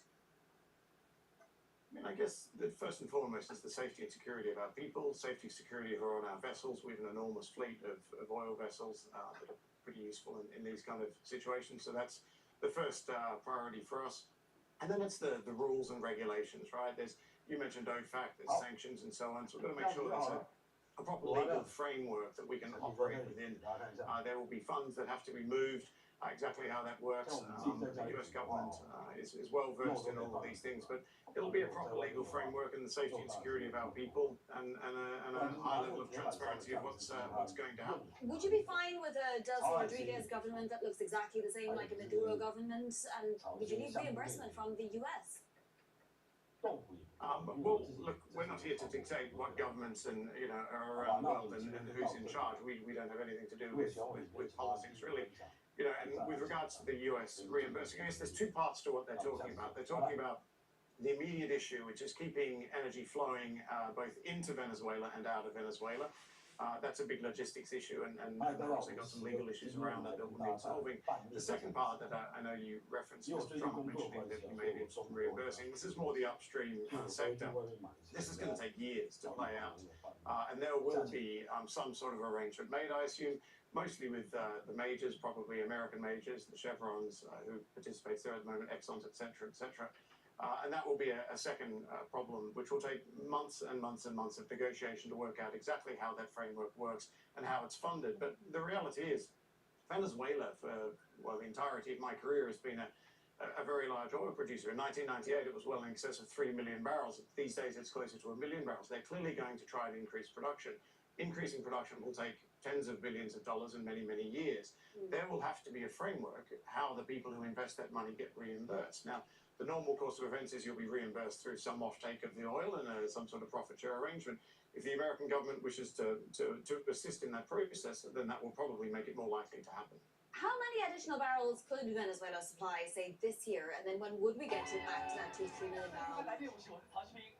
I mean, this year, very few. I mean, you don't just click your fingers and change this, and nobody's very clear exactly what shape some of the infrastructure is in, although we do know it's being degraded. I don't think much will change at all this year. What you've really done for the prompt market is take out the likelihood that there's going to be a real problem in Venezuela where they produce substantially less this year because there is some sort of open conflict or something with the US. And I think that's a little bit off the table now. So I think you've got a certainty around some level of certainty around stability going forward for this year, but don't expect extra barrels to come quickly. You are talking a multi-year process, billions of dollars, but the target's going to be significant. Can they get back to that 3 million barrels a day? That will take years, 10, 15, hundreds of billions of dollars to get there. And I think, that remains to be seen. Do I think there's likely to be a resurgence in interest from the majors to go back to Venezuela and really produce, assuming that the stability remains? Absolutely. This is a country that has enormous oil reserves, the biggest in the world. And in the grand scheme of oil production, it's actually pretty easy to produce. You've just got to get the right people on the ground, the right technology, the right equipment, and money. Would you be at all interested in investing in refining or other kinds of assets in Venezuela at Trafigura, Ben? Look, we're open to opportunities. We're traditionally not an upstream producer. We're really a big logistics company. I think where we can immediately help is with the logistic chains that we have all over the planet. Our know-how about how to move hydrocarbons around the world. Would we be interested in supporting people who wish to go into the upstream market, assuming that all of the legal infrastructure around that are there? I mean, why not? We'll look at it. But I think there's a lot has to transpire before we really understand how the upstream segment in Venezuela is going to play out over the next couple of years. Ben, how do you think there'll be a wider impact beyond Venezuela? So I'm thinking Ukraine, Russia, even Iran. How does this change the negotiations and the picture for potential oil supply down the road? Yeah, I mean, that's what the market's been dealing with really for the last couple of years. I mean, we went through a year last year where we had an open conflict between Israel and Iran, and flat price really didn't even go that much higher. Even that was meant to be the big event that would force prices higher, and nothing really ever happened. And when that conflict came to an end, the market came tumbling back off. We're in an oversupplied market is the reality at the moment. Most of the market understands that there's plenty of oil around. Whilst I said the balances don't really change in Venezuela in the next 12 months, at least you've taken for now off the table that you've got a big disruption. So I guess it means probably lower oil prices, both in the prompt and in the medium term. I think Russia, Ukraine, with a bit of like 2026 is the year that this war can finally come to an end. You would imagine at that point there'll be some arrangement made where Russian energy at some point will return into the fold, and that's just more supply into a market that already has plenty. The wild card the market is worried about at the moment, or the bullish wild card, I would say, is Iran. Lots of talk about what's the current situation. Are the Americans going to act again? But frankly speaking, there's plenty of oil in the world at the moment.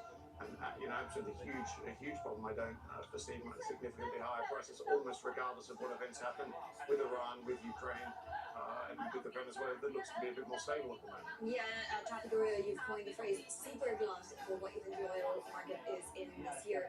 Can I ask you about Tether? Because I know that you're involved as well in Tether and other assets like that, in particular stablecoin that some of these regimes use. What's your outlook for Tether and how it's going to be used this year? Look, alternative payment systems are certainly very interesting. I mean, we deal with an enormous amount of US dollars every day, but we are aware that the world is changing and moving forward, and people do want to peg their currencies to different things. Gold has certainly had a big move up in the last 12 months, hasn't it, as people and central banks have been buying gold. Again, we will live within the regulations of the international markets. I think if there's ways that you can have payment systems that are, let's call it more modern, more forward-looking, fine. We'll work with it. I know we've looked at a number of these things over time, but the reality is the commodities market operates largely on US dollars. The traditional banking system, that hasn't changed for many, many years. So any change is likely to be slow in commodities. It's large amounts of money all over the planet. And it's really very rule-bound. I mean, this is not a cowboy industry. It's very well regulated. So, look, I suspect it changes slowly over time, but I don't think it's going to be a dramatic change in 2026 to what we do every day. Ben, can't wait to get an update from you very soon, and good luck with all the negotiations and everything to come. That's Ben Lockock of Trafigura. This is Bloomberg.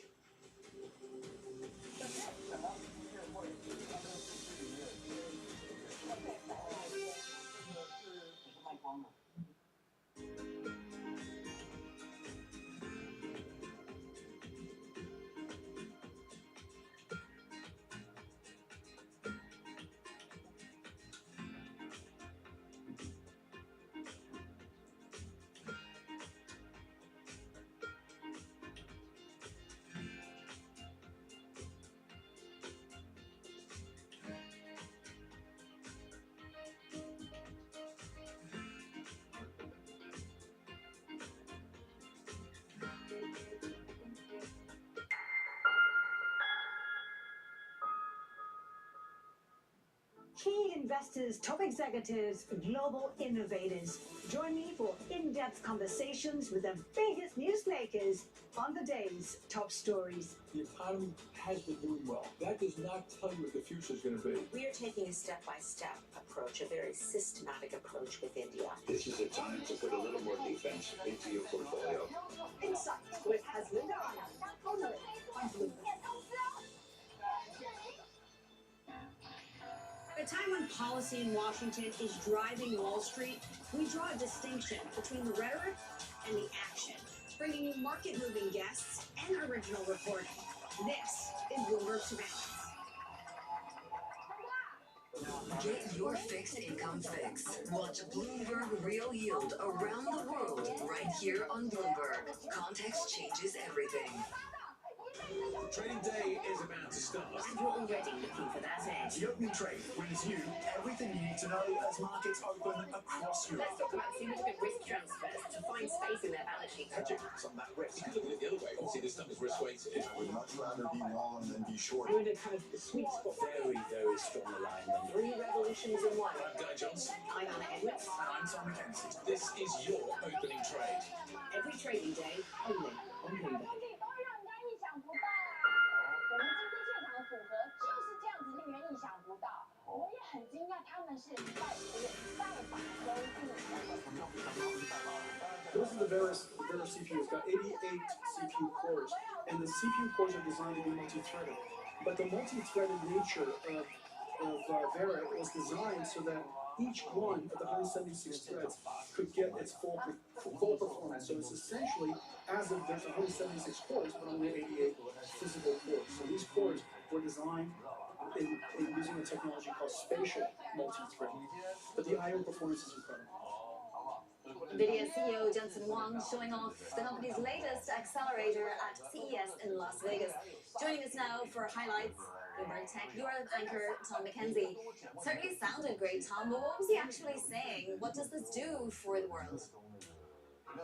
Yeah, setting the tone really in terms of how to think about some of the key trends through 2026. Of course, the spotlight very much on Jensen Huang yesterday ahead of the official start of CES in Las Vegas later today. A couple of things really stood out. One was the fact that this is a Jensen Huang who is announcing details around that latest chipset that you saw there, the soundbite, ahead of normal schedule. They're normally going to be announcing these in around the springtime at their own event, but he pulled that forward and he said that's simply because they're seeing so much demand in terms of the use, the complexity around the new AI use cases and the demand coming through from customers that he felt compelled to give these details and give an update. So they're very much on track for this latest chipset, the Vera Rubin, that is currently in production, he said, and will be shipped to customers in the second half of this year.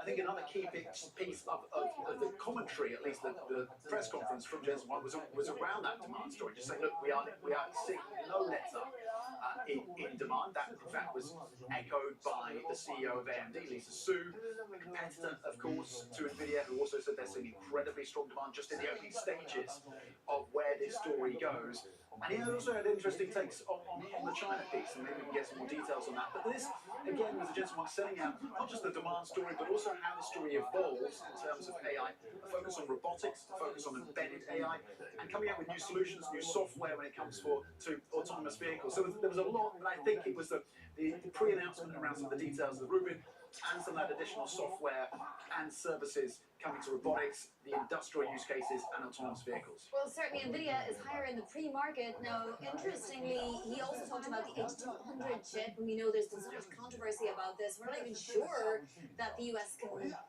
export it to China. That decision's still not fully been made, right, Tom? But what did he say?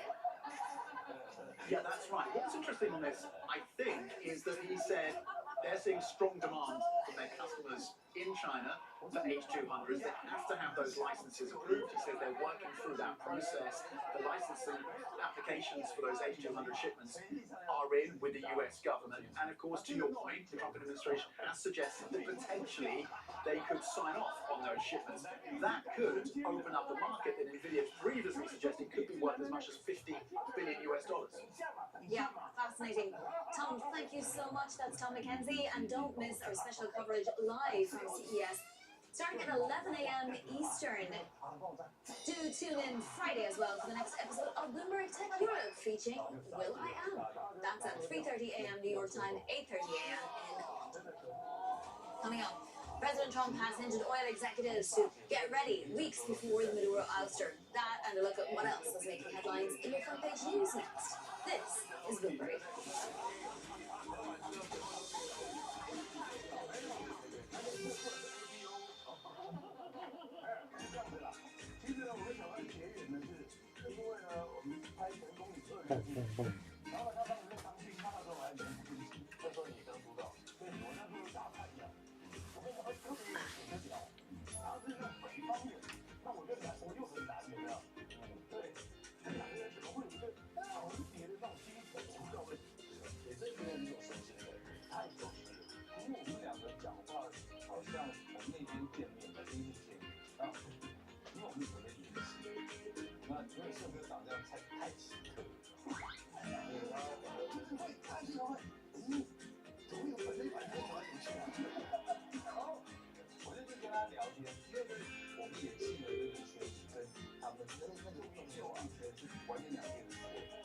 就觉得他们都好开心的，然后每天一直讲笑话，怎么会这么亢奋的一些人？那我就跟他聊，就大概1个上午吧，就我也觉得很奇怪，为什么跟他聊是他了？就是聊天很好聊，两个聊得完了，最后变形影不离，然后一拍那个戏，两个就凑得影不离，就凑在一起在嘻嘻哈哈这样。 The key issue right now for us in the diamond space is the declared divestment of Anglo from GBS. And as you know, Anglo holds 85% stake in GBS. Botswana, the government of the Republic of Botswana holds 15. We are resolute now, and we've communicated a firm intention to increase our stake in GPS to a controlling stake. We've lined up a number of potential collaborators with us, if I can put it that way. We have targeted funders, we have parties with the Oman Sovereign Wealth Fund, we have others who are willing and ready.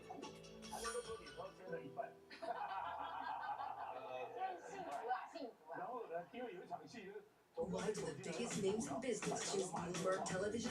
That's a great question. Very good question. Interesting question. Good question. Great question. I so appreciate that question. You certainly ask interesting questions. Bloomberg Television. Top experts, great questions. Tune in to Bloomberg Business Week Daily. We gotta talk crypto. From the magazine that helps global leaders stay ahead. Bringing you insight on the people, companies, and trends shaping today's complex economy. Very big games. Plus global business, finance, and tech news as it happens. The floodgates of innovation are going to open up. Can't fake passion, either are you are. Bloomberg Business Week Daily, only on Bloomberg. 下面有个泳池，你手要放掉，然后咚就下去了水里面，没放好就摔死。然后导演在下面一直叫，来，摔死2个，再不死2个，摔死2个。 Time now for your front page news. First up, on the Wall Street Journal, President Trump's vague but tantalizing message to oil executives weeks before the Maduro ouster. Get ready. According to sources, he didn't provide the executives with specific details of the strikes on Caracas, nor did he seek their advice on a plan to have U.S. energy companies revitalize Venezuela's dilapidated oil fields. Next up on the New York Times, President Trump's top aide Stephen Miller asserting that Greenland rightfully belongs to the United States. In a CNN interview, Miller said that, quote, nobody is going to fight the United States militarily over the future of Greenland. Meanwhile, the Danish Prime Minister said that if Trump were to attack, that would mean the end of the NATO alliance. And the Washington Post is leading with the Trump administration overhauling the list of routine shots recommended for all babies and children. Medical associations and public health experts have condemned the revisions to the vaccine schedule. Coming up, we're going to speak with JP Morgan's Sitara Sundar next. This is Bloomberg. 因为它中间还有一段是陆地，你爬上去了，你先不能这样子来，再把它爬下来啊。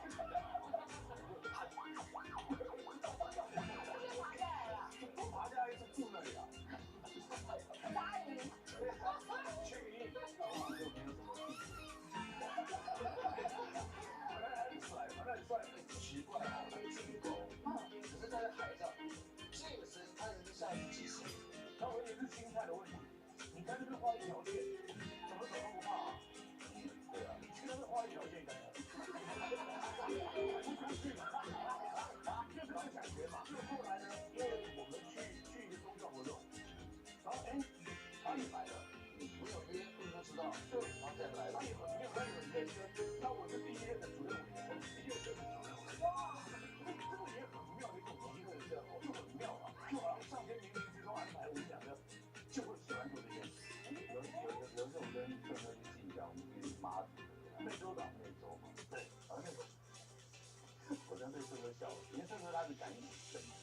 What some of these generative AI models look like they're going to do is they're going to reduce the cost of producing content to basically zero. So that will be a multiplier effect on the things that we're already seeing, which is that there's more people producing more content, reaching more people, and there's a lot of good and bad that comes downstream from that. I don't know if you can break down what the average person is seeing right now in terms of stuff that's AI generated versus maybe more traditional human generated, but what's that going to look like in a year or in 5 years? There's actually a lot of hybrid content. I think too often we talk about synthetic content and organic content, and maybe the two shall meet. But there's a lot of content where AI is part of the workflow, right? Like you might not even know. It might be whatever app you're using to do color correction. It might be using models to do so.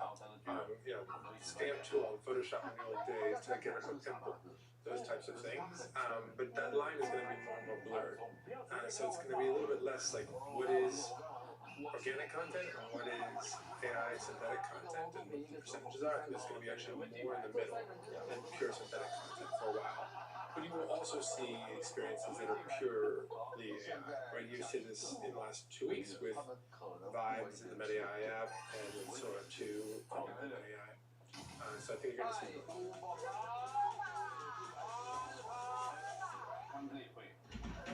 Astonishing day for US technology. Shaping the region's technology ecosystem. Asia's biggest tech news and innovation. Bringing you up-to-the-minute geopolitical news whenever and wherever it happens. I'm Lizzie Burden outside Windsor Castle, England, and this is Bloomberg.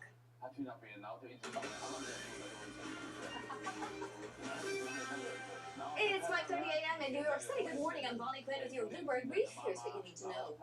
A new leader, Venezuela swears in Delcy Rodriguez as acting president, as her predecessor, Nicolas Maduro, pleads not guilty in U.S. court. An AI showdown in Vegas. NVIDIA says its Rubin data center processors are in production. More from CES coming up. And stocks extending their New Year's rally. Copper continuing its climb above $13,000 a ton. So let's take a look at how we're faring now. So there's a mixed picture futures-wise, but that's coming off a great session. The S&P closing up 6.6% yesterday. The Nasdaq 100 was up nearly 0.8%. As you can see, overnight in Asia, we had another very strong session. I'm not sure you could call this one catch-up. Certainly was impacted by some of the NVIDIA comments out of CES overnight, also headlines out of the PBOC. They're going to prop up market, at least trustworthiness, let's put it that way. Let's take a look at the bond universe, because we might see some movement this week off the back of jobs report Friday. Not too much movement today, though. We're seeing yields pretty much stable at the front end, off about a basis point at the 10-year, and 2 basis points at the long end. And let's take a look at that copper price, because it does continue to rise. We're well above now $13,000 a ton and continuing to climb. All right, let's get to some individual movers now for some stocks to watch. Here's Valerie Teitel. Valerie. Good morning, Bonnie. Let's start with the energy space with Vistra Corporations announcing they spent $4 billion acquiring 10 new gas-powered power plants in order to catch up with the AI race. We're seeing Vistra Corporations up 4.3% in pre-market trade. Now, natural gas power is seen as an answer to those data-hungry data centers that want energy around the clock. Well, sticking with the AI theme, I want to talk about Core Scientific. It received an upgrade from BTIG, and we're seeing shares headed higher in the pre-market by 4.6%. Bonnie, Core Scientific was one of the biggest listed Bitcoin miners, and is now becoming a key player in the AI digital infrastructure space, building out those AI data centers. So key player again with this AI story, lifting stocks across the spectrum this morning. Lastly, I want to end on pharma. Novo Nordisk, just 2 weeks after receiving regulatory approval for its weight loss pill, will begin selling it across the U.S. 70,000 pharmacies. Novo Nordisk was one of the key gainers in the European session, and as the ADRs are headed higher by just shy of 5% off the back of this excitement about the potential volumes and margins that Novo Nordisk could gain. Yeah, launch day. I'm sure there'll be plenty of happy clients out there as well. Valerie, thank you so much. Valerie Teitel there in London. Well, the bull run is not over, but drivers are evolving. That's according to JP Morgan's Satara Sundar. She writes this: broader earnings participation and secular growth drivers suggest there is still fuel in the tank. We're also increasingly more constructive on core private equity after 3 years of underperformance. Pleased to say Satara joins us now. She's head of alternative investment strategy at JP Morgan Private Bank. So, evolving drivers, but the bull run will continue. What are some of these evolving drivers?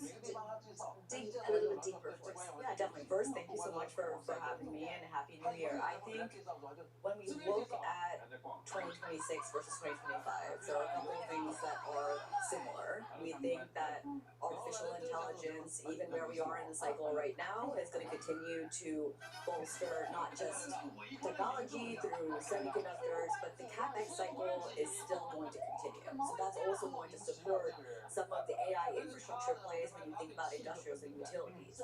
Now, what's different this year is this idea that we're finally going to see this long-awaited broadening of earnings growth into sectors outside of just those that are influenced by artificial intelligence alone.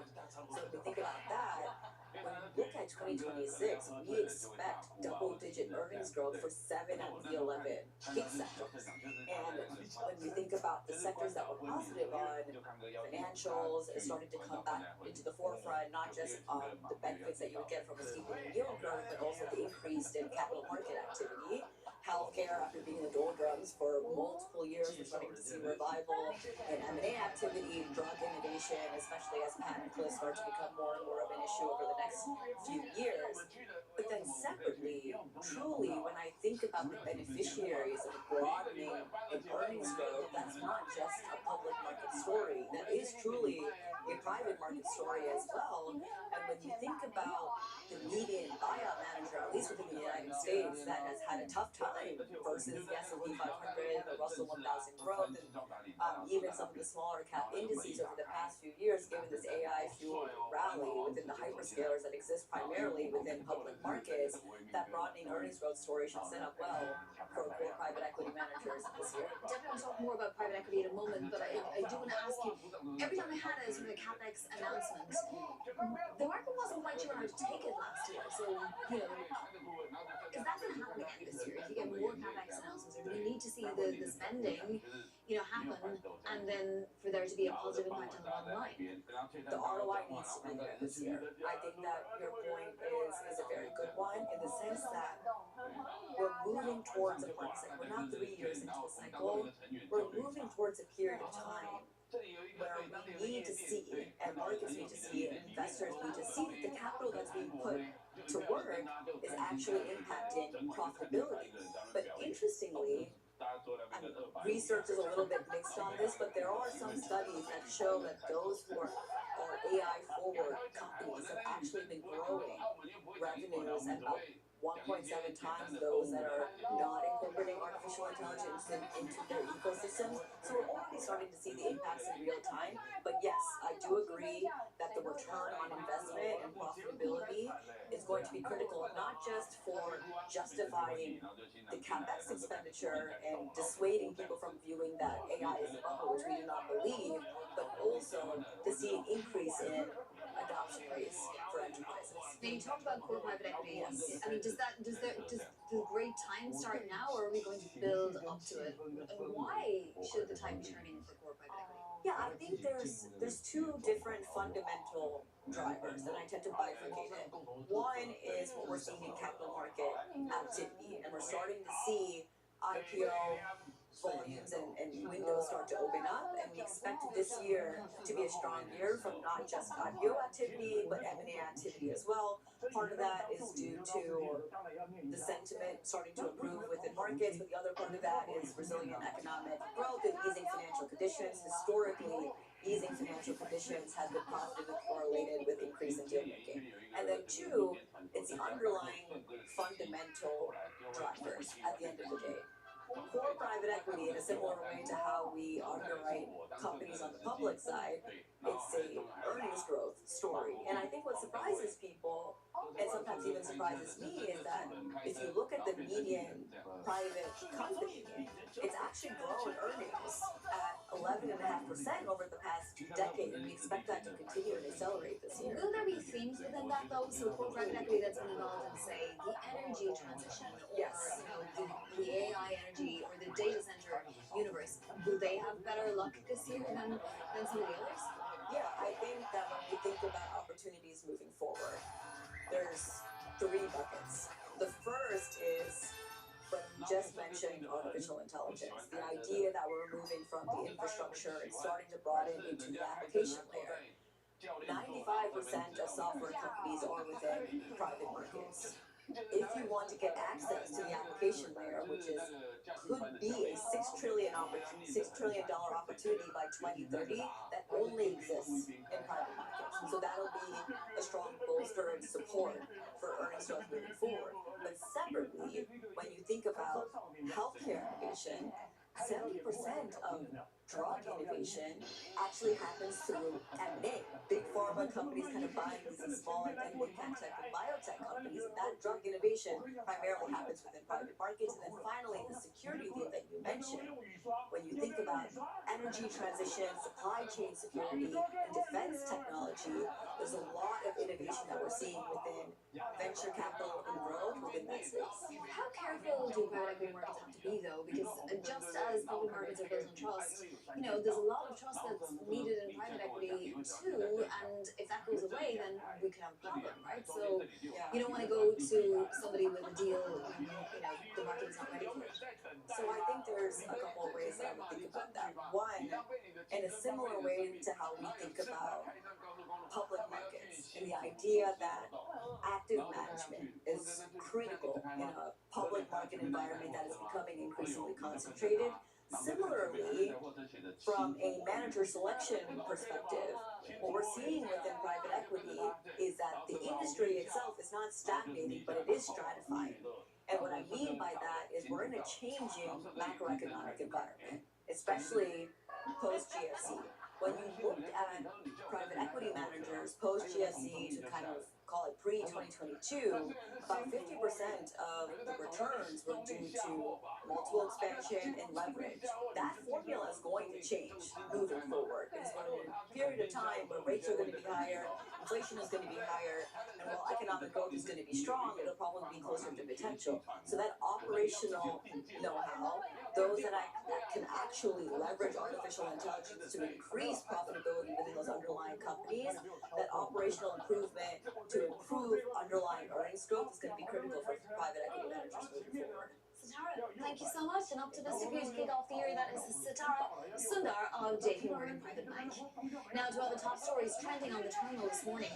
China is imposing export controls on dual-use items to Japan. Those are the capacities they use for military purposes. The Commerce Ministry says the move is to safeguard its national security interests. In a separate statement, China again criticized the Japanese Prime Minister's recent comments over Taiwan. Michael Platt's private trading firm Bluecrest Capital Management gained 73% last year, according to Bloomberg sources. Bluecrest's returns since 2016 are estimated to be more than 7,800% based on compounding returns, and assuming no capital is taken out of the firm each year. And the Trump administration's attempt to slash billions in NIH research overhead costs rejected by a federal appeals court on Monday. That's driving European life science stocks higher, helping to boost the stock 600 healthcare index. Coming up, Venezuela regroups. Delcy Rodriguez is sworn in as acting president as Maduro has his day in U.S. court. That's next. This is Bloomberg.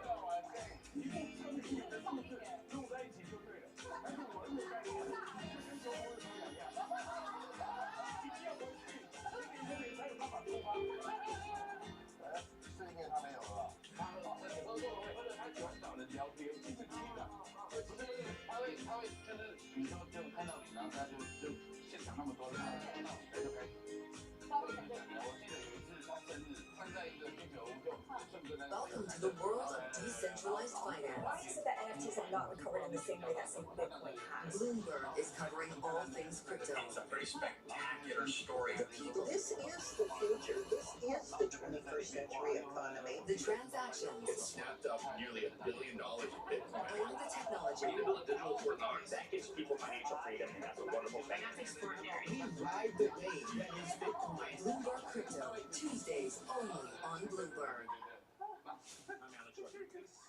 Jason Kelly. 很夸张的，不管投资啊，或者是新媒体， Athletes and entrepreneurs who are changing the game on and off the field. Jerry Jones.